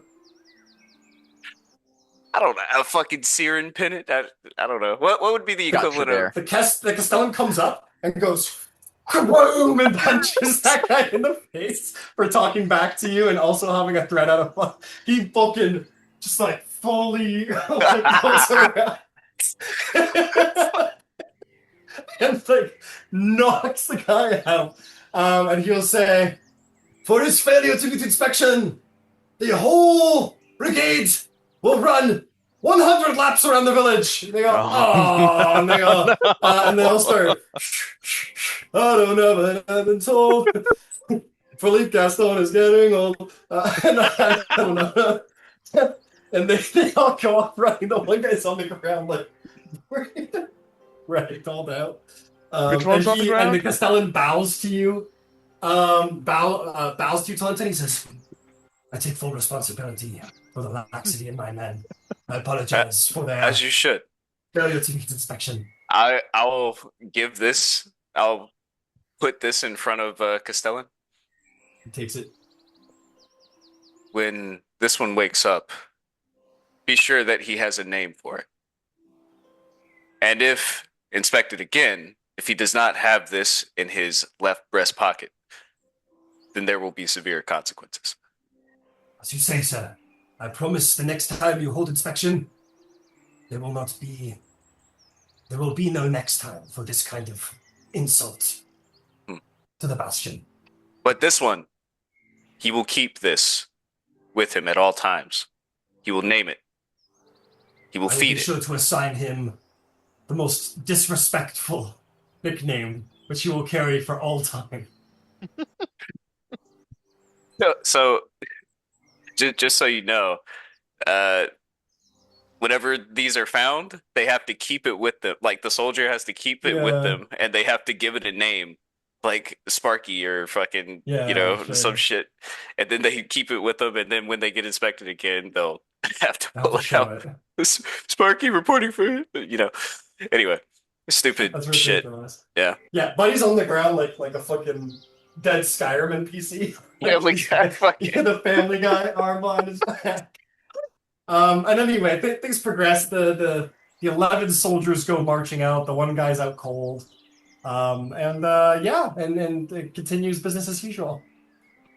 At which you three can go meet up with Darwin, Selena, and Katash. Ah, That's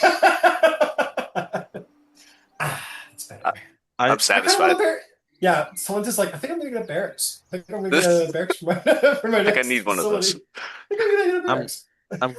I suggest we send one of the scout goblins down to the level across the bridge to see Ringo what's down goes, there. I'm not doing shit if that's the kind of bar I gotta rise to, all right? No, I'm with the no, Legion. We don't I don't know about don't, no fucking spit shine. What the fuck?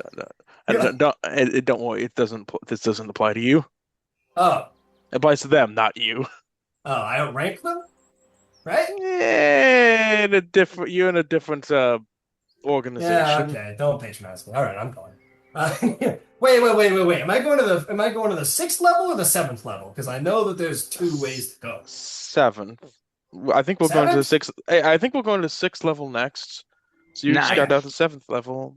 9th? Just kidding. But he'll he goes, You'll all get right, there I'll one go head down to the 7th level, keep an eye on things, you got it. And that's what he'll do. He'll pack up his bag and look back at the headstone of George and put his hand on it. Say, goodbye, my friend. And he'll buy him he'll adjust the bag over his one shoulder and he'll go walk off to head over to the 7th level. You'll in like about 5 minutes time hear like a vague scream. It goes, ah, dragon. And then he'll keep going. Cool. So yeah, you're scouting the 7th floor. Yep. And we should go join up You the had others. the other 2 assigned to Duskhaven. Platinum Rest and the Goblin. Oh, Duskhaven, right? Duskhaven and yeah, they were both at Duskhaven, right? Yeah, and I'll say the Bugbear say, I mean, we can come with you if you ever want to get word to anybody. We could be a messenger boys, or whatever you want. I think we're good for now. I think we're good for now. Let's stay. Take a load off. You guys did good work against that that aboleth. Yeah, that was crazy. We're gonna go get some PTO. And he'll go chill out. All right, crew. What's next?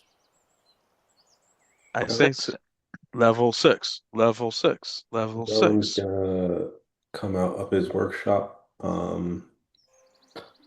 Shield Guardian, and the Shield Guardian walking behind him.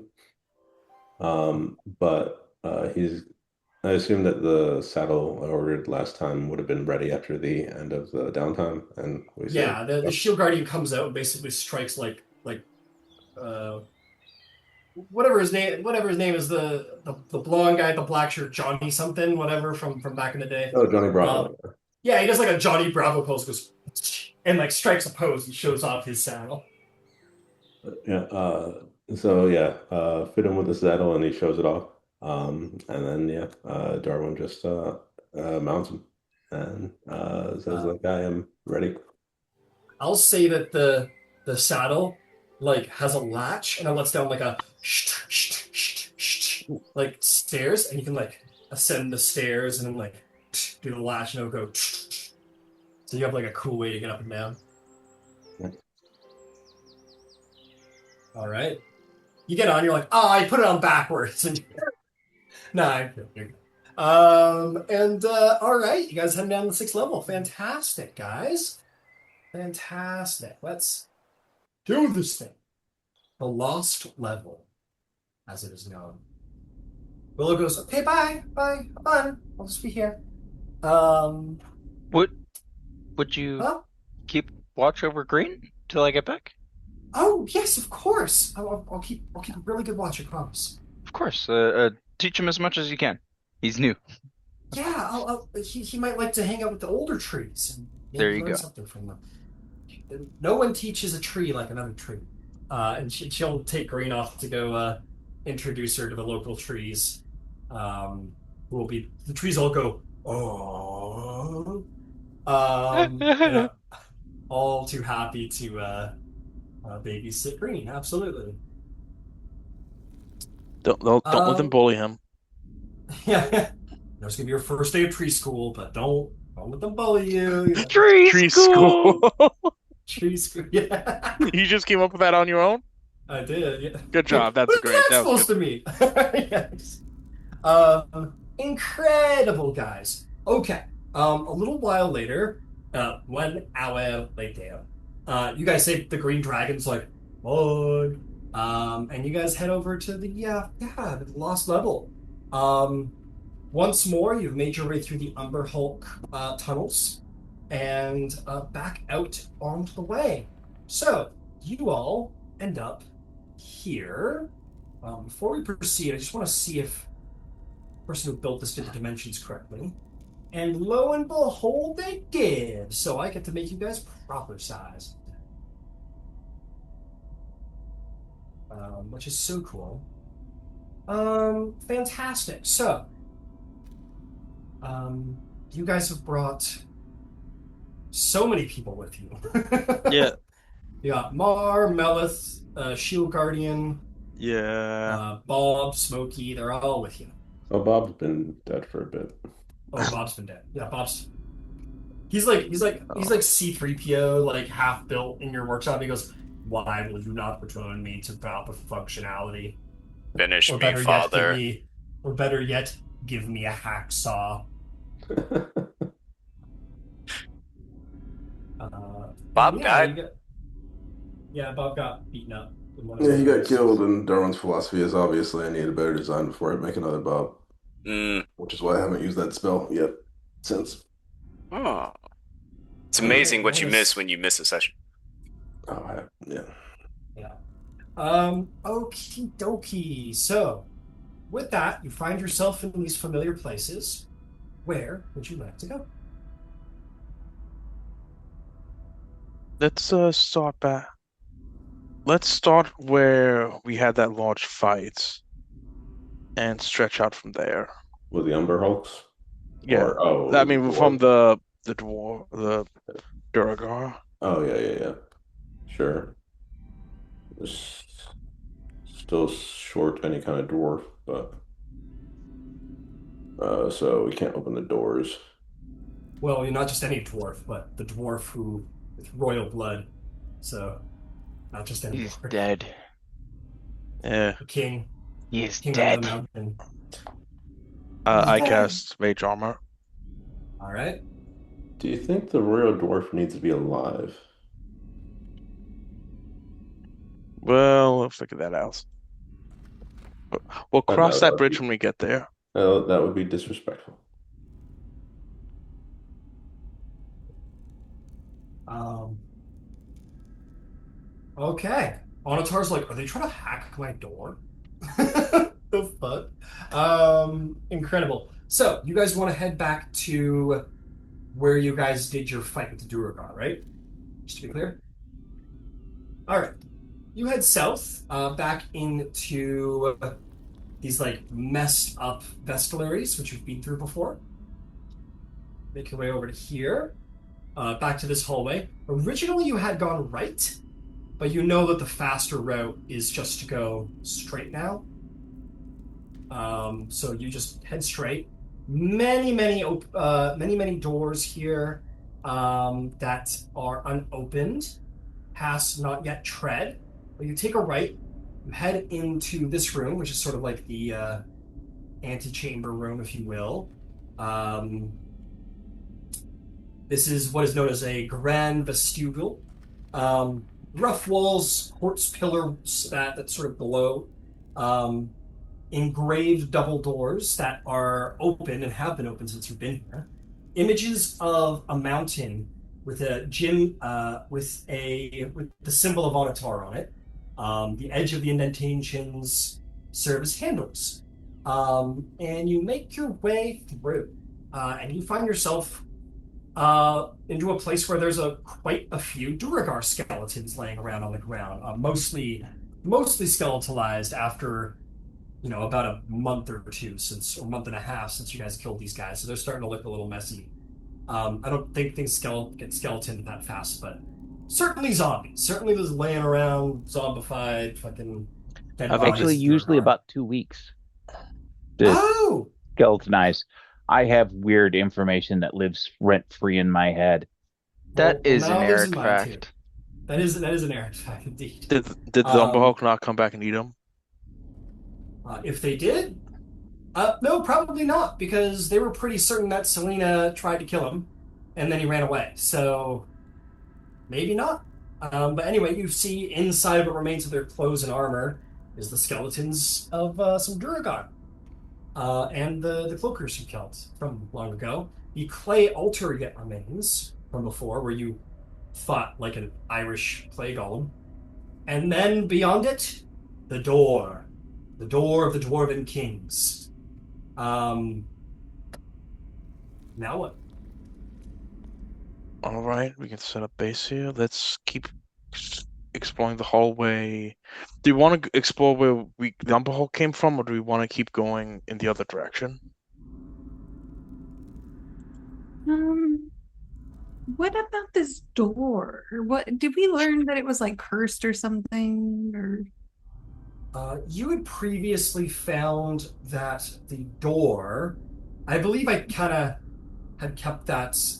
I had told you guys because it was really cool, but I don't think you guys actually know how to open the door. It's this massive matte black basalt door that is seemingly held shut by magic and weight. The door seems to actually absorb light as that light grows closer. And as light does get closer, it reveals a dwarvish inscription carved into them, which translates to it is the will. Um, um, sorry, I gotta slightly translate here. It is the will of the Um, Kandarics that this door remain ever closed. Actually, you know what I'm gonna say? I think I originally said this was Auditar, but I'm gonna change it. This is going to be the Temple of Boulder, who is the sovereign host of Hall and Hearth.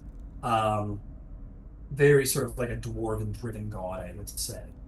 And it says, the inscription says, it is the will um, of the keeper of halls under the mountain that only the hand of the king may open these doors, that all who enter gaze upon the heart of Melerbode and know the true power of dwarven kind. That's scary This sounding. is a fucking dwarven doomsday weapon? What the fuck is I was going gonna on? say that They're crazy too, because they think they're under a Yo, mountain. They're not under are a we mountain. feeling like a resurrection is because they're required? because they're saying, "Yo, go look. You're not gonna like what you see." And as a reminder, I believe it was Katosh who rolled the original history check. So I'll just give it back to you. You recall that Mellerbolt is the ancient dwarven realm that once was here. So all of this dwarfy stuff you've been seeing since like the second level, this that is all attributed to this once ancient civilization known as Mellerbolt. Um, so you are standing in the underhalls of Mellerbolt in the vaults of Jeshurans. well, kings are royalty and I'm royalty, so that means I should be allowed in, right? Obviously. Obviously. Wait, hold on. Wait. I see no harm in that logic. I support you. Just let me think of a way I can help you. Fuck all that noise. Go. No, Selena, go right ahead. Let's see what happens. Don't really have any spells, but I will give you my chime of opening, and I'll say, "Here, ring this." Then you at least don't have to be close. Okay, sure. And I'll like ring the chime. Nothing happens. Damn it! Oh, I That's think okay. the bell's broken. The sound almost seems to like grow mute as it draws closer to the door, as if whatever magic holds this door closed is a potent, powerful magic. Stronger than knock. This magic has been sealed by like magic associated with like royal blood, which is considered the most powerful of material magics. Got it. And it does say the Sorry, hand that of the didn't. king, and you are no king. Nor are you even a queen, unfortunately. Yeah, but royalties all it counts. Yeah. Only the hand of the king may open these doors. And Selena goes, "Eee!" Can I just And they do? don't know. Mm, no. Want to keep exploring now? Is that like a sarcophagus or something? Like No, on it the was the top? elemental podium that we talked Oh, about. yeah. It's the altar of this altar is dedicated to Boldrin. I think we'd be well served by Exploring. clearing the spaces back to where we came down, because we left a lot of closed spaces between there and here. Hmm. Because when we first showed up here, we had a giant bug for a guide. Yeah, sorry, I kind of expedited that. Lead the way, Mr. Gaston. No, Ooh, I no, want to see the king door. Let's go see the king door again. That's which is fair. It's a cool door. All right, you guys head back the way you I'll came. open it. You go up to it. No, no. One day. Disintegrate. What if it bounced back at you? That'd be crazy. Probably not. That'd be Oh. sad. we need to get a new Okay. priest. No, I'm saying that's what you would do to me. Yeah, I touched the door. Oh, you touch it? Okay. Touch it. What class do you want to be? Touch it. What's your what? Oh, do I get like Oh, a look. reclass, like a Nah. multi-class kind of? Oh, look, no. a scroll of resurrection that only works on dwarves. Oh. If only Benrick had this. That's pretty Yeah, hilarious. you like it, Tosh? Too bad. I'm not even gonna let you make a new character. Damn it! You gotta get the old one back. All right. So you guys make your way back to your like the original entrance into the level. Where would you like to how would you like to begin your tomb raid? Let's keep going where we originally found the Umberhulk. big Umberhulk. So you want to go back exactly the way you came. No, No, like that. no. It From was a side here, pathway. let's work towards where the door is, because there was closed shit that we left closed, and that will Understood. leave us with finished Got it. bits. So I'll give you guys the Google Maps road view, or you can like click to go, whatever. So as it stands, where you are, you have three options. You can go down this hall over here, where you have not explored yet. You can go north up this hall, which you have not explored yet. Or indeed, you can continue to where the Umberhulk met you, which is this way. Presumably, you want to go that way, so I'll take you that way. Okay, there's this way. You guys haven't been through this door yet, over here. So we Which might is as well on the start way. it there. All right, fair enough. All right, pop that sucker open. What you find inside, the door is not hard to open. And you find inside is what looks to be something of like a sacristy, like a holy preparation room, like a cleansing chamber, if you will. There are three stone basins evenly spaced across the east wall. The door of a stone cabinet in the southwest corner hangs open. The cabinet's former contents seem to have been cast onto the floor in front of it, which looks to be a crumbling bar of soap, steel-bristled wood brushes, and washcloths so old that they would disintegrate if you were to pick them up. There's also a door to the south. Let's take a Onward. look. Onward through the door. All right. Open the door, and you are back in the hallway. So now that you're here, you've got some options. You can go this way, which leads to all kinds of things, including the Temple of Boldri. You could go through this door, which you have not explored yet, this big double door, or you could go south, which is in the direction of where you met the Umberhulks on this level. What do you want Could to I do? stand centrally in this room? Which room? The room that the hall? Yeah, sure, right here. Mhm. Okay, you do so. Could I do the Wand of Secrets? Nothing. All right. Cool, cool, cool. Okay. So double doors, towards the temple or towards where you met the Umberhulks? Double doors. And Mhm. go to the west. All right, you open up the double doors. This place is pretty cool. This is a hemispherical chamber. It has a 30-foot high dome ceiling. There are quartz pillars that brightly light the room.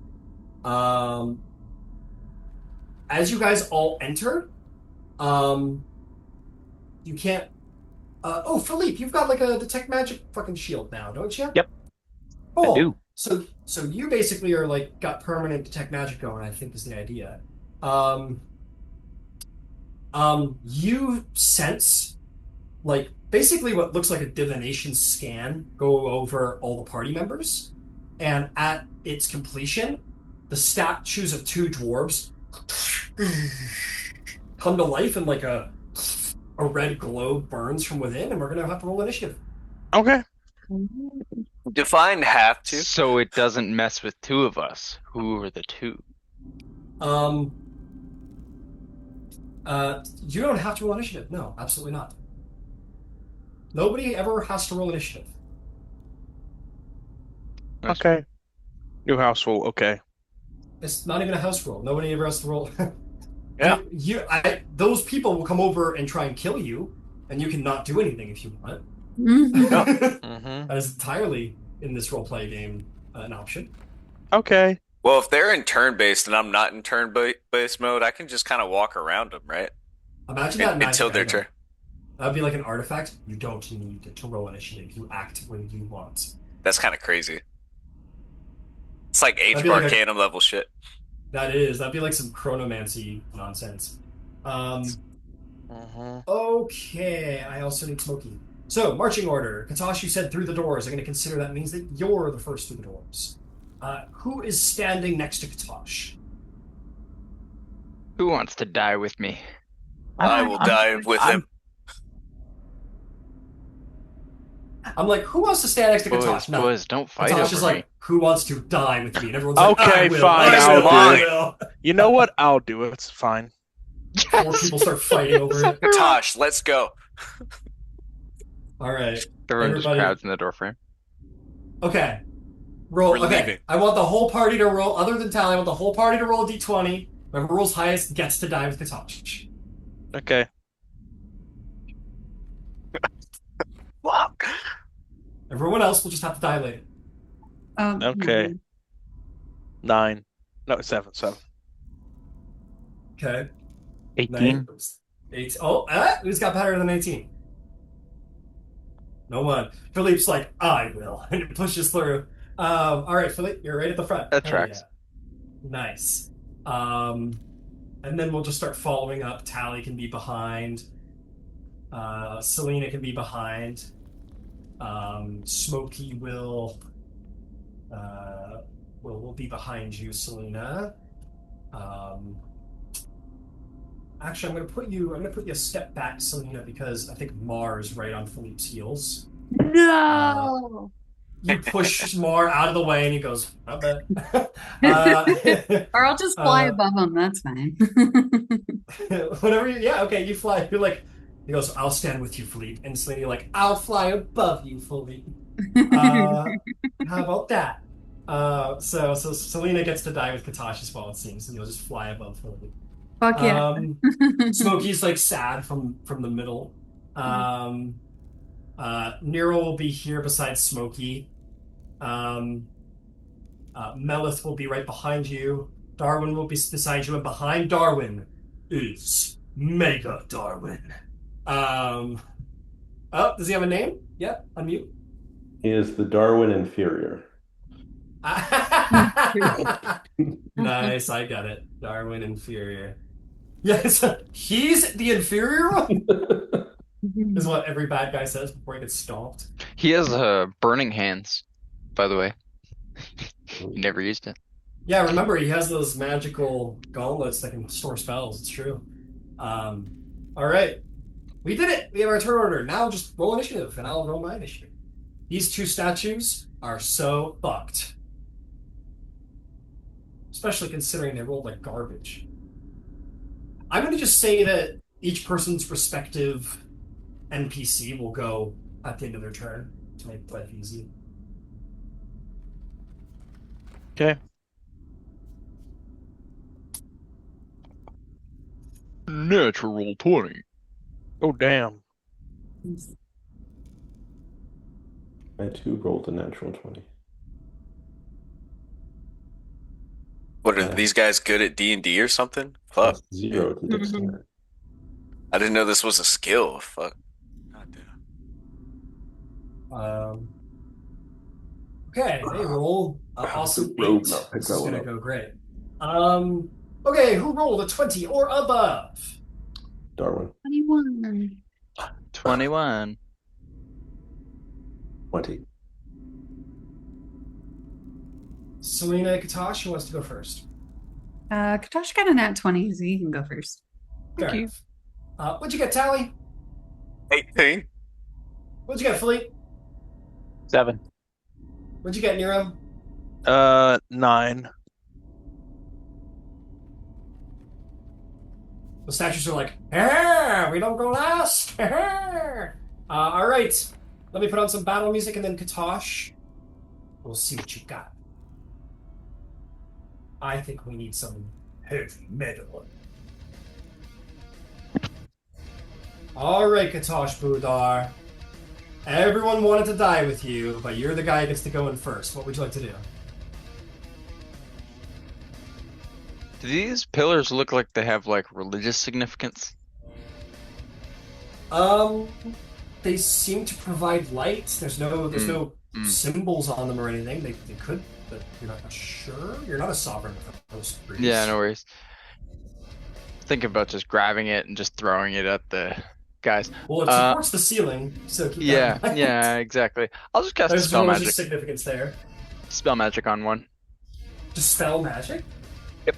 Oh, you think you're pretty fancy guy, huh? You cast a spell magic at it, and the spell magic just like splashes across it. Like, it's not that it doesn't work; it's that it seems immune to the spell. Okay. No worries. Cool. Anything else? Yep. I'll just clear out of the way. I'll move like to the pillar and the maybe back corner. Yeah, perfect. All right, take cover. Follow you. Selena Dewdrop, what do you do? Drop. Well, I don't think I can reach them, so I'll fly as far as I can over there. Yeah, damn it. You get to a boat here. Okay, and I'll enlarge myself. All right. Selena takes out a bag of chips and starts stuffing her face as fast as she can. And then she gets bigger. Yeah, so you are now a medium-sized creature. Great. Bonus action? I don't think I have anything. No, that's my turn. What does Smokey do? Smokey is a lot faster than me, so she's gonna run in and then attack and then run away. So she's got to cut between these two guys and Tally. So that's going to be 5, 10, 15, 20 to get here. 30 to here. How much speed does she have left? She's got 50 feet. Got it. So she can get another 20 over to here. Then what? She's got to like push through everybody to get through. God. Well, put her like behind me and we'll be ready to go for next turn. Okay. So you wanted a bonus action dash 5 feet to be behind you? Could you have just gone around the other side of the pillar? I think so. Sure. She could have ended up there. Yeah, we'll do that. Alrighty. Darwin, it is your turn. Oh, bonus action dodge, or oh. if she can do that. Can she Her bonus action dodge? No, not bonus action dodge, but she has her action, so she'll dodge. Okay. Dwarven, what do you do? Command Shield Guardian to advance, but not crush my people, so I think I'm stuck back here. Can't really see it. Yeah. Oh, yeah. You're on the back of your guy, aren't you? You're mounted up. Nice. So do you wanna bring your turn down the order? Yeah, sure. I'll bring it down. Towards Okay. left. You're like ringing your like your bike bell. Ding ding ding ding. Get out of the way. Get out of the bike lane. Get out of the construct lane. All right. So we'll just drop you down the order. Tally's probably not going to clear the door for you. You'll probably want to. I'll just tell go you left. what. I'm fine. Okay, you go last. Cool. All right, Talenta Jones. You That are quick? up. No. Yeah, your speed. What? What? Yeah. How far are they? 30 feet gets you to there. You can get within melee range this turn if you use your cunning action. You won't have an advantage.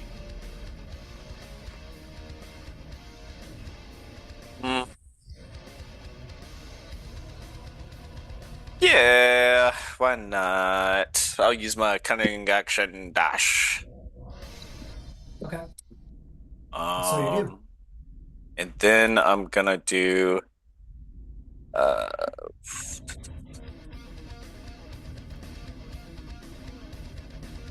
okay. Yeah, gonna pull out the champion's rapier and cast Green Flame Blade. Go for it, laddie. Yeah, I don't know if you've done that yet, but that's sick. That makes Katosh happy.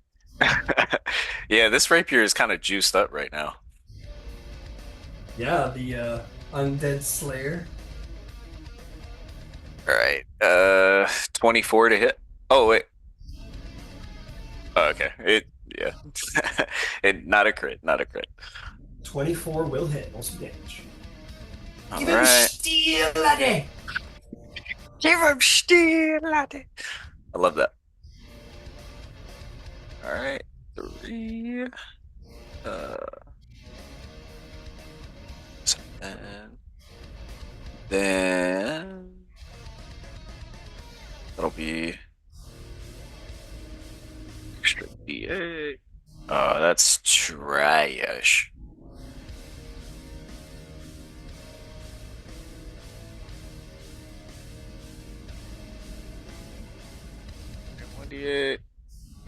Does Green Flame Blade past level 5 do 2d8 damage or? So past level 5. So right now, it should do an additional d8 to the target you're actually attacking, and then when the flame skips over the guy next to him, it does 2d8 plus 2, I believe. Unless I'm horribly mistaken. Oh, I think that's 11th. Oh, it just gives you the extra damage on the primary target. So yeah. Okay. It'll Cool. be a D8 plus 12. So just do the first guy's stuff first. Yep. So that's gonna be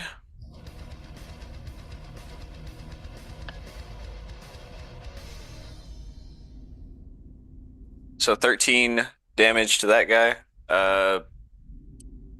12 piercing and 1 fire. All goes through just fine. All right. And the second guy will take 10 fire damage. Alrighty, laddie. Alright, well done. Is there anything else? That was action, that was bonus action, that was... You got movement left, but you'll provoke an opportunity attack. Indeed, I would. You can slide to the left a little if you want, you're fine. Yeah, I'll try to. Well, can I? Yeah. Wouldn't I go out of reach of this guy, or do they have extended reach? Well, no, you're still in this guy's reach. You're in either guy's reach here and there. Okay. So you can land right there and be fine. Okay. Anything more? I looked yeah. after you moved me, so my fault. Oh, my bad. Okay, cool. Well done, Talenta. Mhm. If there's nothing else, that is going to bring us to Nero. What's the plan, Nero? Okay, I run in. Can you hear me? Yeah, go ahead. Well, I just, run in. Yeah, just all the way, just like straight up 30 feet like that. Sure, why not? Cool. And I'm gonna cast. Don't want to risk hitting anybody, so I'm just gonna hit a mind sliver on them. Intelligence save Alright. 16.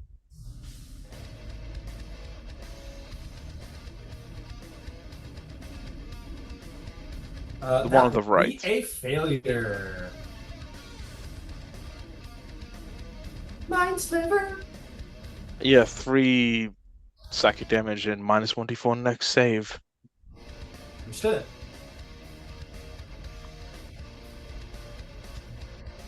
And then I guess I'm gonna send Melf will come in. Alright, she will do her thing. She kind of strolls in a little, with a little disinterested, and sees like 2 of them. Kind of winces again. Actually, she's very hard to read, but nonetheless, she kind of strolls. You guys are like, let's go. She kind of wanders on in.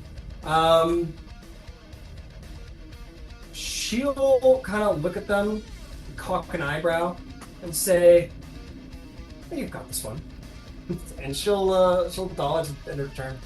Okay. They're constructs. The constructs aren't my thing. Okay. And that will be it is helmed horror time. Ready? You ready? Ready, Tonta? Uh-oh. So they're flying? They're flying now? They fly They're now? flying now. They fly now. They fly up out of range, so you may take an opportunity attack if you wish. Yes. Mm-hmm. Yep. All right. Champion's rapier. Oh, actually, you know what? Before they leave, they'll try and kill you. Uh-oh. I've changed my mind. They're both going to swing their arcane swords at you. Twice. Am I within 30 feet? Oh! Give me a moment to finish. No problem. Oh, and you're on. My apologies. So this one will like fly and you go, oh shit, and it's going to fly to the opposite side of you and hit a flank. Oh. Sure. Oh no, bro. Yes, you can see them, Katosh. They both line up like fucking Nazguls perfectly in sync. Yeah. 30 feet specifically, though. I just want to be fair. Oh, I don't think so, if that's the case. Yeah, it looks like maybe not. No problem. Yeah. Alright, you ready, Tally? We're gonna I guess turn I you have into to be, a huh? fucking sword sheath, man.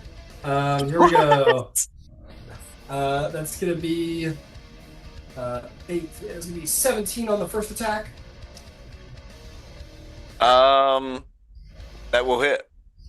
Alright, that's gonna be. Oh, actually, I will use my reaction instead to protective wings, add +3 to my AC.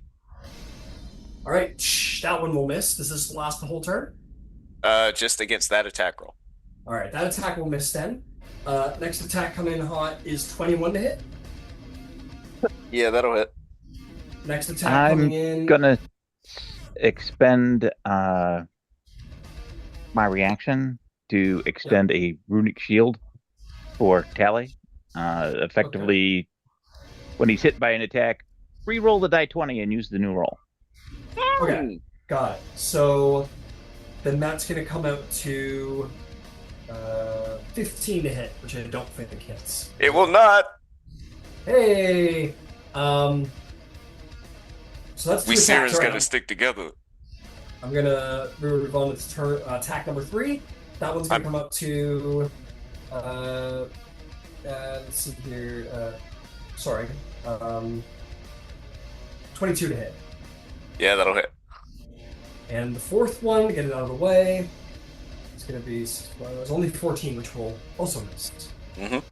Sweet. So you only take one hit at the end of the day, which is pretty cool. I'm tanking, guys. Tanking. That's going to be 11 points of slashing damage and 3 points of pure arcane force. Gotcha. 11. And then they fly. How much arcane force? 3. 3. And then they're gonna fly away. So this one's already moved 10 feet. Made sure to fly over you rather than go near Barry. So I'll deal with this guy first. He's gonna go 20 feet straight up. Want opportunity attack him? Use my reaction. Oh, that's right. Thank you. And then this guy, they do fly. And this guy's gonna fly. Let's say about there. How high off the ground are we? Perfect. So he's about at the roof of the dome. And that is gonna be Philippe's turn. What do you do, Philippe?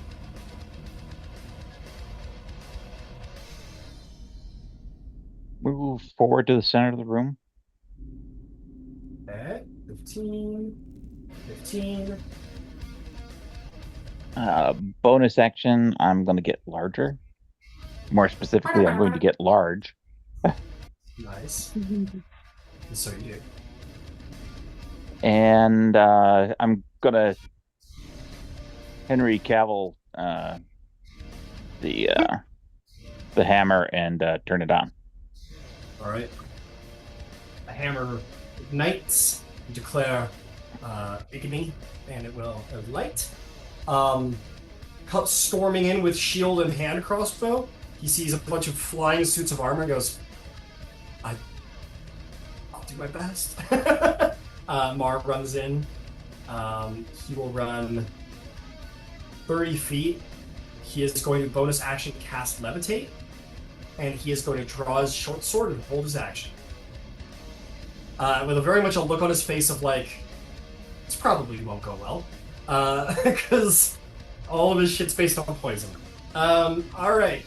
That is Darwin's turn. Alright, the Darwin Inferior will start to into the hall. That's 30 feet to there. We're muted. Sorry, I was muted. I guess I just want to... Are either of them damaged yet? Yes. But probably not blood or anything like that. I'm gonna upcast magic missile to 2nd level and send 2 shots at each. Alrighty. It's gonna be... Darwin, your magic missiles hit them, and rather than like impact and explode as they normally do, they just splash off of them like water. They seem to be immune to this spell. Fuck. I need to think about a curse word for Darwin. They seem to be immune to magic. Don't know how much use I'm gonna be here, y'all. My sliver worked. Anything else, Darwin? You were the Darwin Inferior wish to do anything? No, he doesn't. I guess. Yeah, he doesn't. Does he like? Nah, I can't. All right, bringing us to the top of the order, Katosh, you're up, buddy. Fireball. All God right. damn. 5th level. You Wait, point out wait. fireball. As the Nothing. fire is gone, they seem unharmed. Wow. Ah. All right. Well, The still walls, through my the staff, columns, so or my everything is like my burning, wand. but they seem unscathed whatsoever. All right. What have we learned, ladies and gentlemen? No fireball, Apparently nothing, because Nero's magic works. Yeah. Apparently it's nothing. it's no fireball. Apparently. And what else? No. Magic missile. Okay, no and- magic missile. No No. dispel. I was Oh. gonna say evocation spells, but I don't know if Mind Sliver is an evocation or not. Yeah, it's all good. No worries. That's all. All right, that is going to bring us to Selena Dewdrop. It's an enchantment spell. Oh. See it? Ah! Well, I can fly 2 motherfuckers, so I'm gonna fly up and I want to grab one by the ankle and drag him down to the floor. He goes, I have never had a mother, plus I cannot have fucked her. And you grab her and bring him down to earth.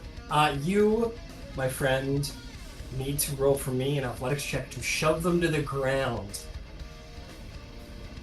Well, I want to grapple if that matters. Oh, okay, yeah, grapple, go for it. Oh, no. I got a What'd you nat get? 1. A natty 1! You want my inspiration? You grab his foot, and it just kind of kicks you off like an annoying fly. Well, I'm gonna grab him again with my second attack. Oh! Natural 20. Oh my god. 24. I got a dirty 20. Nero, you should use Uh, your inspiration to get rid of the nat 20. He It can. knocks away. He's like, get off. Knocks you off. So you know, like, again, you're like a pest. Anything else? Yeah, I want to kind of get within range of both of them. And so you do. And That's great.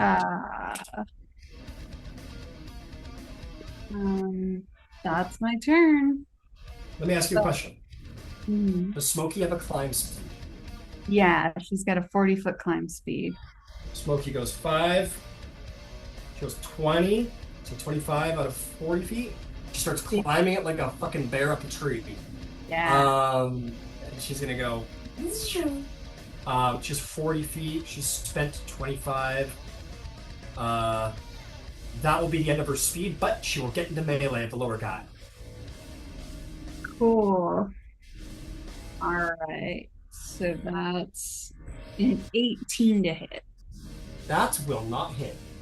Oh man. Well, she's got another attack. Go for it. What about a 19? A 19. That will not hit either. God damn it. These guys are animated suits of plates with shields. They have at least a 20 piece. Wait, Ryan, was it making a saving throw against Selena? No. Okay, never mind. Is there anything else? We'll get him next time, Smokey. That's my turn. She lets out a meow. Is all right, Smokey Talenta flying Jones. too?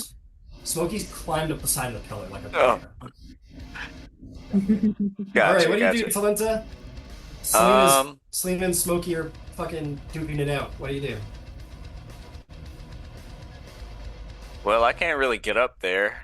So best thing for me to do is to steady aim and fire. Go for it. Which one you aiming for?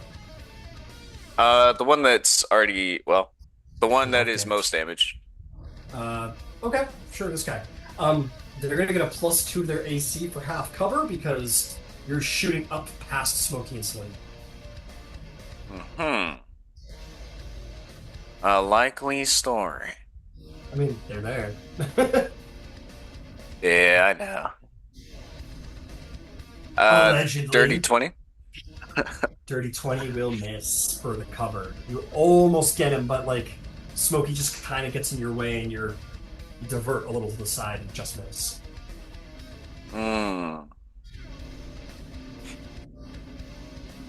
I believe that'll do, if I'm not mistaken, yeah?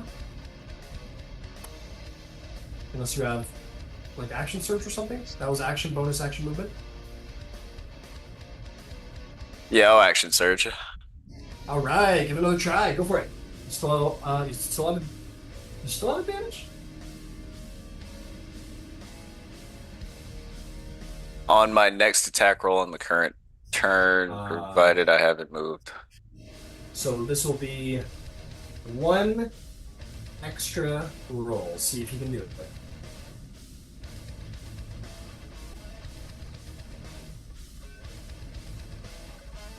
No. Next person, please. Okay, understood. Nero, what would you like to do, sir?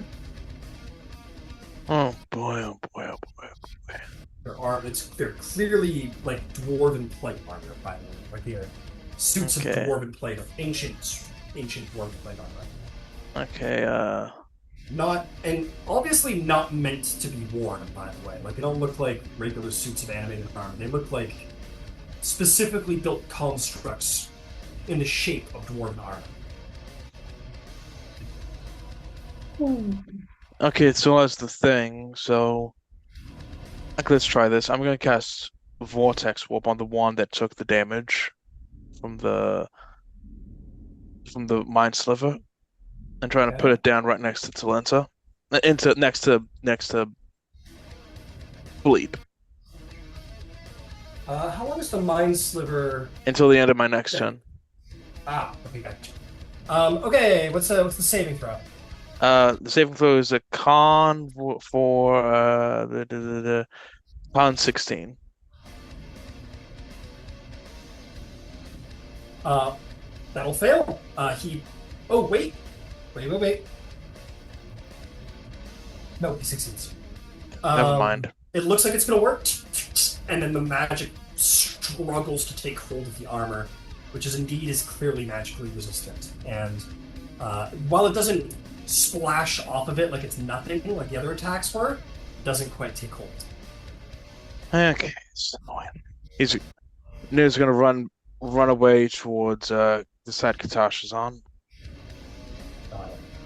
I meant like more in front, but okay. Oh sure, like that?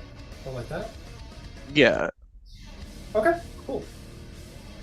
Well, Melis. She's going to cock her head and kind of realize we're fighting some kind of... It's growing to be more interesting. These guys are... She doesn't know this party well enough yet to know if everyone would be cool with some of the things she can do, so she's going to not go on the extreme end of things. She, instead, is going to summon something. Just kind of figure out what that is.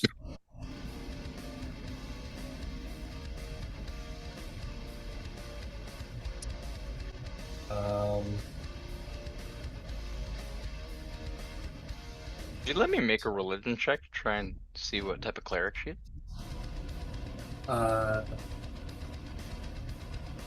It's okay if not. I'm gonna say no. Thing.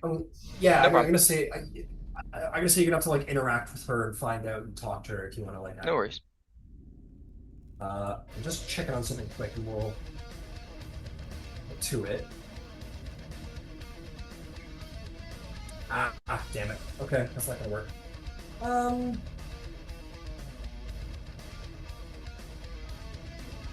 That's not gonna work.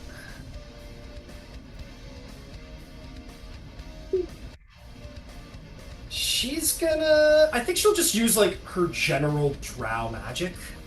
And she's gonna, like, wave her hand into a fairy fire. Makes sense. Like, she's not using her clerical power, she's using her innate abilities as a drow.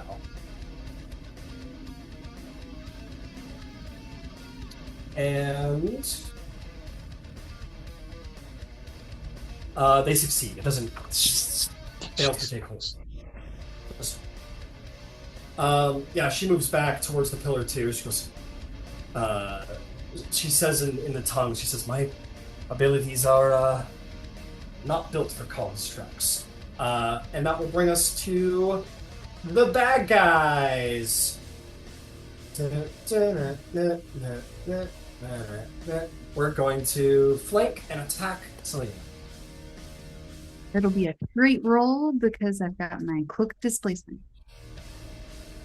We're gonna flank, attack, Smokey. Well, they don't know I have a cloak of displacement. Yeah, they do.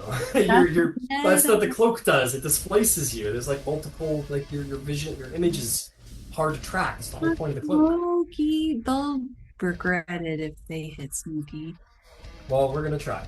we're gonna do our very, very best. He's gonna move into such a position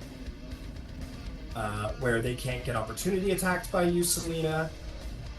They're in your lower quarters, and they will flank and they will attack Smokey. Looks a little closer for me now. Could I ward one? Let's find out. Looks like it might be a little closer. Sorry if not. Unfortunately not. Damn They it. are up the pillar. Yeah, sorry. Alright, here we go. Okay, Smokey. She is going to take, first and foremost, 22 to hit. That hits. Second attack. Hey. Hey, I'd like to expend my reaction. sure. A creature I can see within 30 feet just got hit by an attack roll. I think he should hit his friend instead. Yeah. Does he have to be in melee range to be able to hit his friend? You can use a reaction to choose a different creature other than the attacker within 30 feet of you to become the target of the new attack instead. So he doesn't have to be able to reach him, but he has to target him. Nice.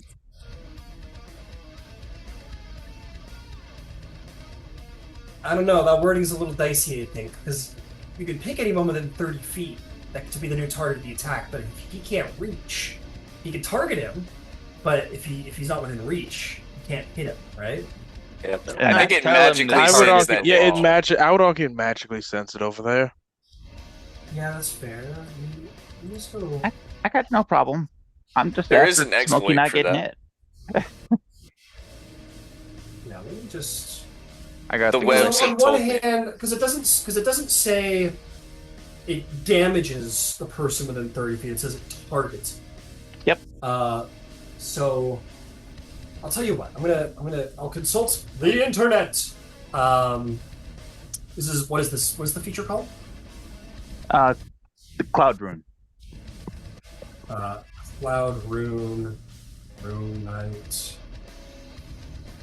There's a pretty sick exploit out there where like players will have like the dude with the cloud rune or whatever be nearby, and they'll do something where they, hit like one of their Dude, don't fucking allies. Tell him.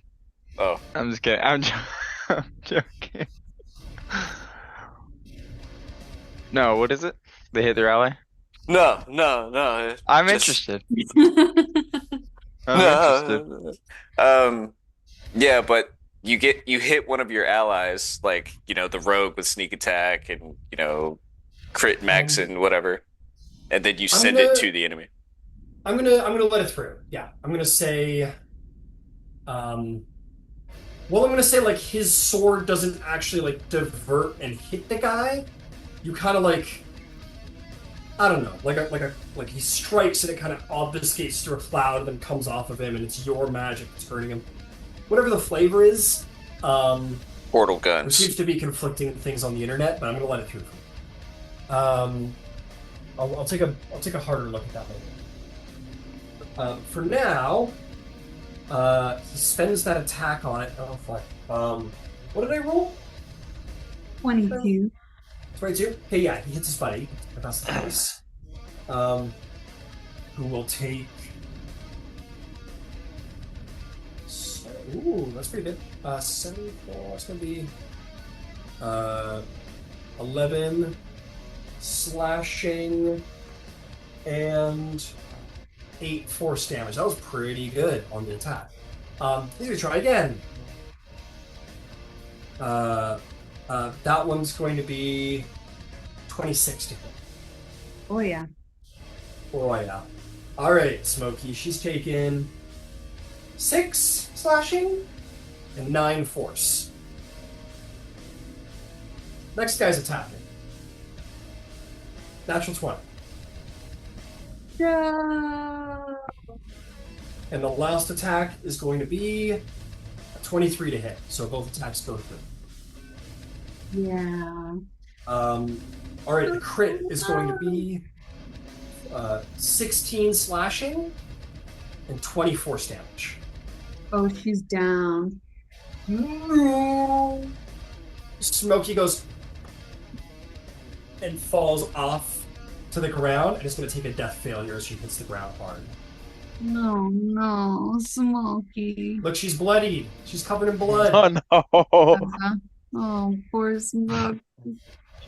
You're gonna regret that. It turns around and attacks you as you say that. He misses. Yeah, quaking in his boots already. And then they're going to reposition now to get higher, staying within your range. But nonetheless, they'll move like so. Okay, Philippe, what's the plan? I'm going to start by taking a 5-foot step towards Nero. And I'm going to drop my shield and the hammer. And then I'm going to take 15 feet and I'm going to jump. I have unarmed combat and grappler.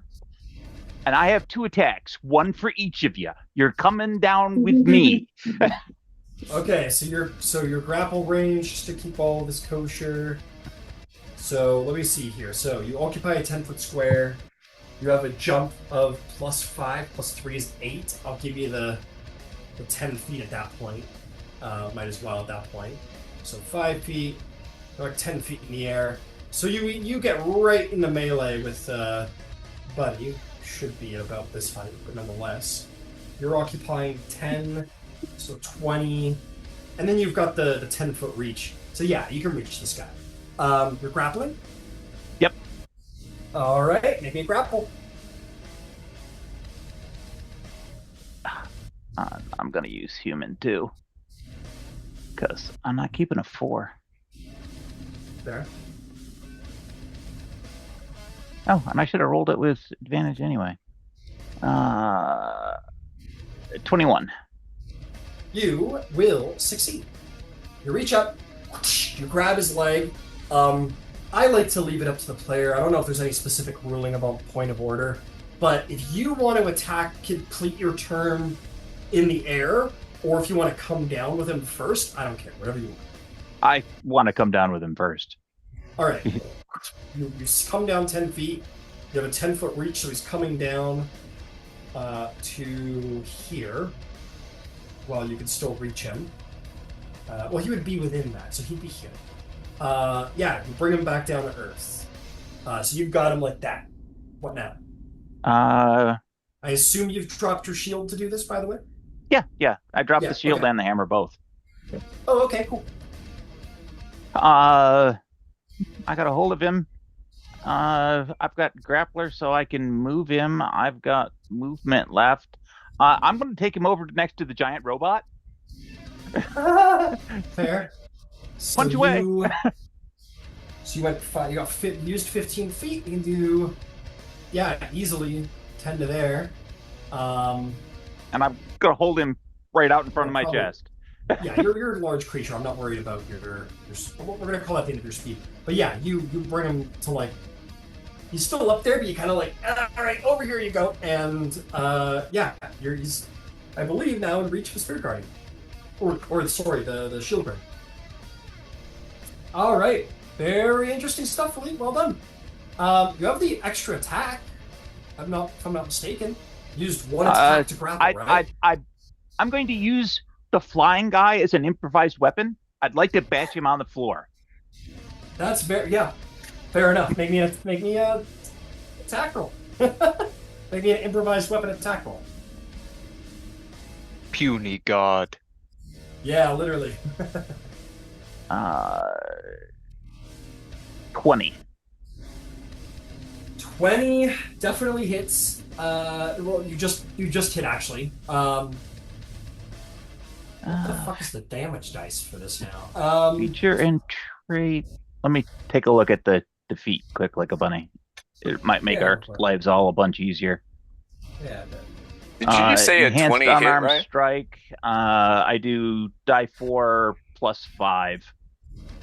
Let's make it a d6 at least. We'll consider this like a modified.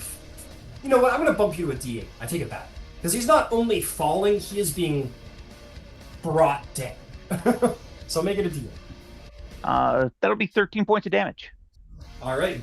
You smash him into the ground hard. He's still going. He's not showing signs of slowing down just yet, but he's really But hurt. now he's also in a lot easier reach for all of the melee people on the ground. That is very true. I'll definitely say you've like transferred him to the ground. He's not prone or anything, but you've got him like right down there. Okay, beautiful. That's gonna bring us to indeed Darwin and Darwin Inferior's turn. Darwin, typically mounted rules are when the creature you've mounted is intelligent, it behaves independently. You can command it to do stuff, and because that's true. You have the gem. So you know what? Because you have the gem, I'll say you can just intermingle your turn with him as you please. Thank you. Yeah. Ruling. Can I reach the ground from where I am for a touch spell, like a shocking grasp or anything? Yeah. So yeah. I'm gonna try a shocking grasp on. He's made of metal, so you'll have advantage. 26. Works just fine. Go ahead and roll damage.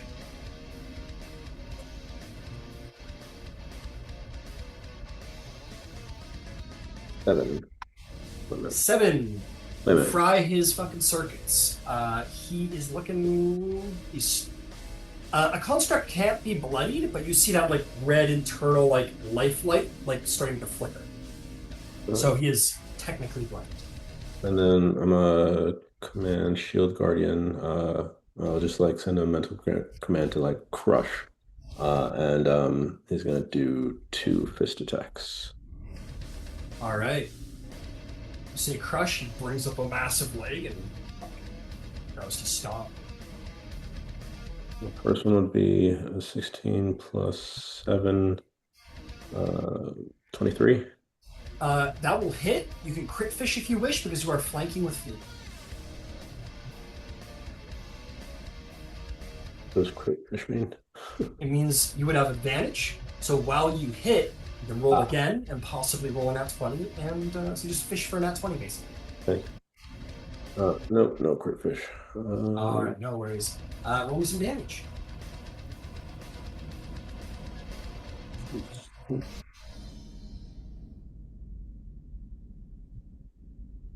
Eight plus 4, so that's 12 normal damage plus 4 force damage. 16. All right. He's hurting. Then It's he's hurting gonna make bad. another fist attack. Go for it. With Yeah, advantage. 21. 21 will hit. Make crit fish if you wish. No crit. I did roll over 1, if that matters. You avoided it. No worries. 11 plus 6, 17 plus 6. 17 Or plus 7, six, or 11 plus 4, sorry, so 15 plus 6, so 21. 21. Got it. Yeah, Philippe, like, he, boom, and Shield Guardian goes, starts, like, curb stomping the fucking thing, and it is, between 2 giants, it is, couldn't survive that. That thing is, it's a pile of metal. It's a pile of dented metal. That thing is, done for. Well done. Anything else?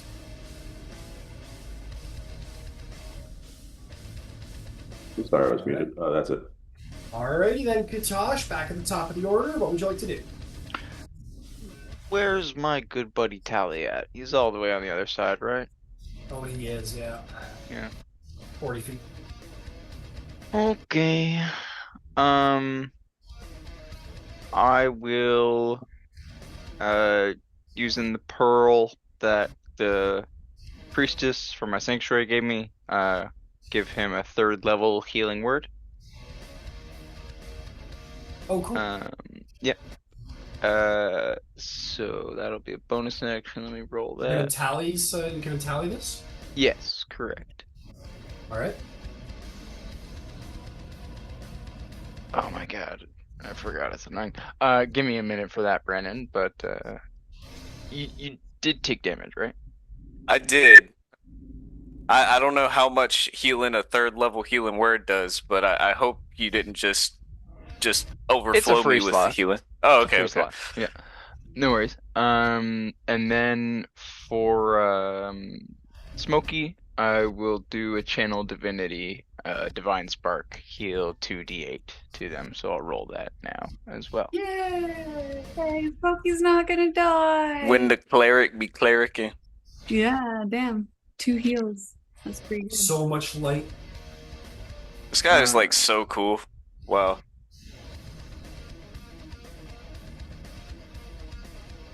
$16 HP to Smokey. Nice. 16 HP. Perfect. Yeah, that'll bring her back up to half. And then Yeah, I'm gonna our roll way, yours the, right now, Brandon. Our way, the sovereign of life and love is like, he should have been mine! He should have been my cleric! Damn it! But anyway. Well, anything else? No, that'll be all. I think I would have, for fairness sake, I would have had to move into the room a little bit. Okay. But yeah, that's all.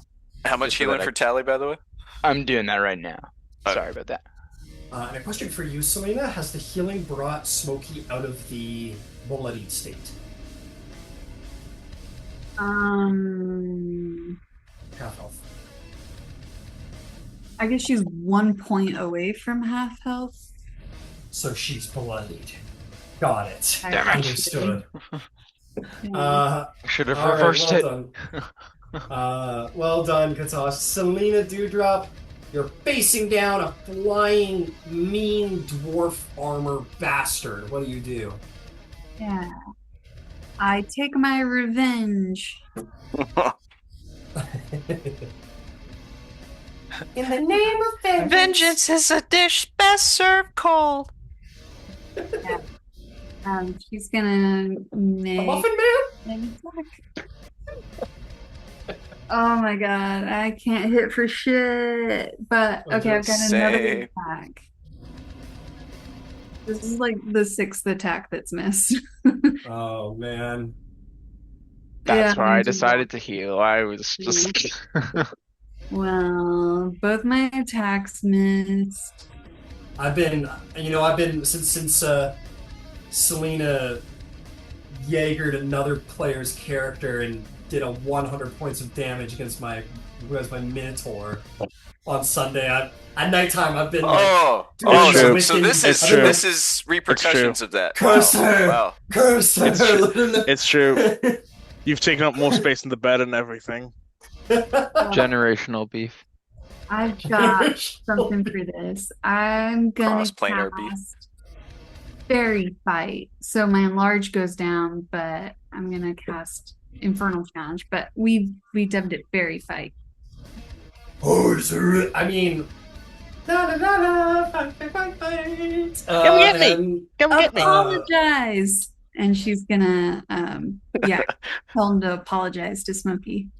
Got it. It looks blankly at you. You don't think this thing's capable of speech, but it'll roll a charisma save. Yeah.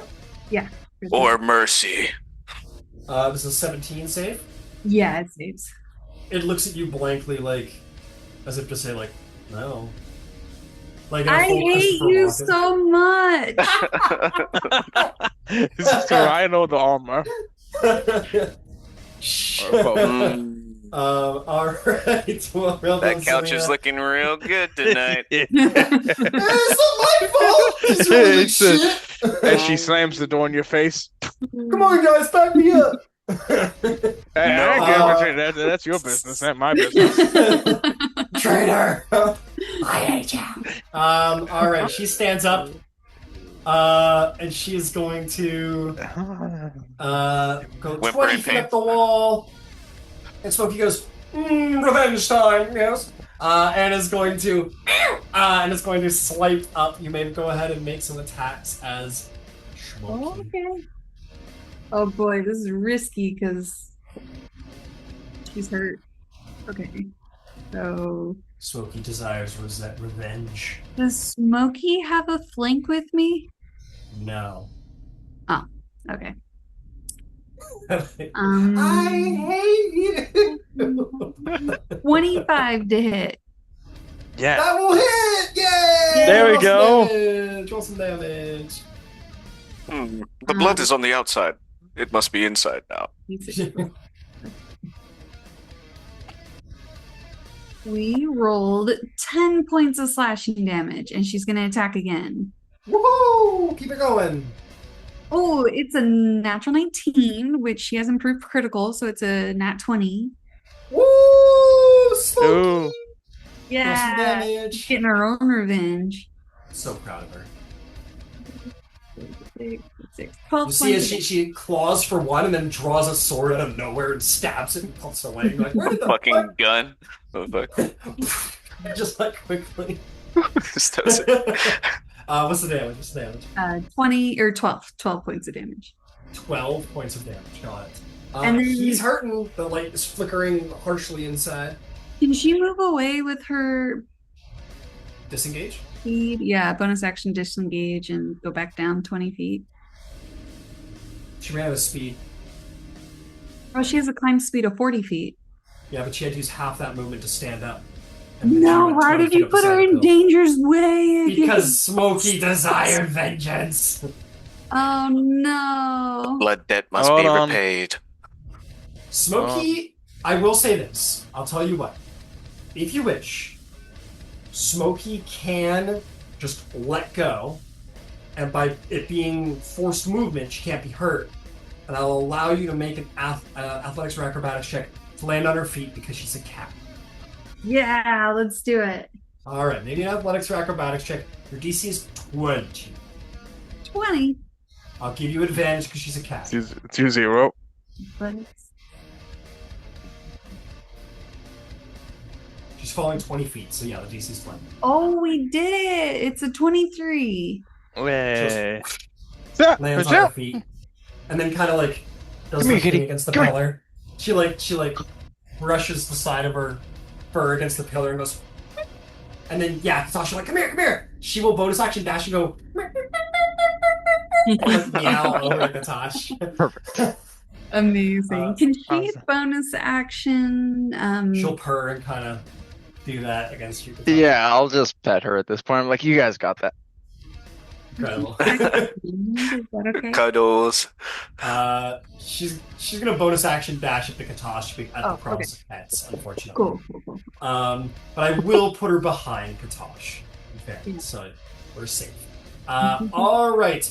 With the cat safe, we can now conduct the war. They'll have to Um, literally kill me.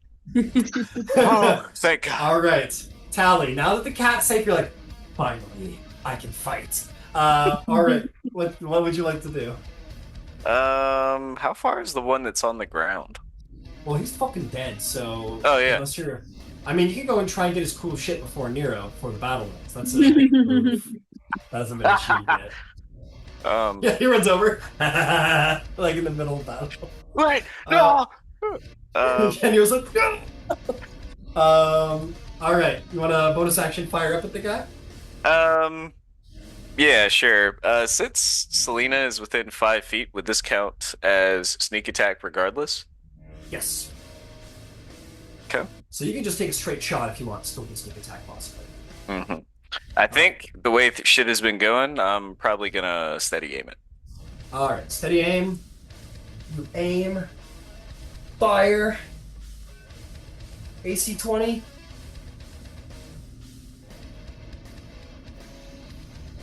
That's a 20. I'm gonna crit fish. Yeah. Hey, it'll hit. Crit fish. 21. 21, it still hits. Go ahead and roll damage. You get sneak attack.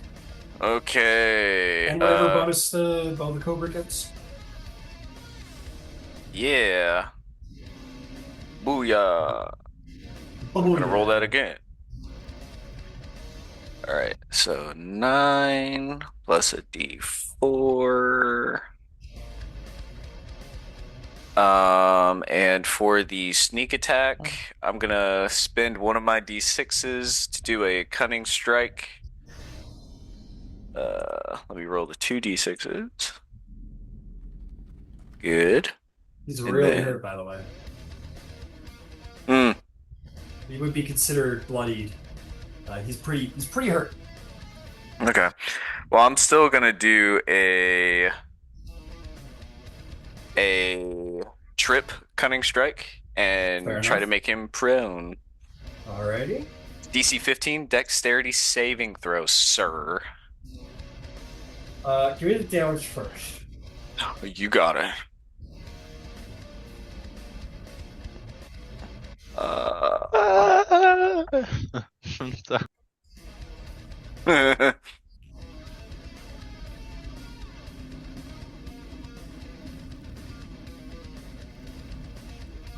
That will be 19 damage.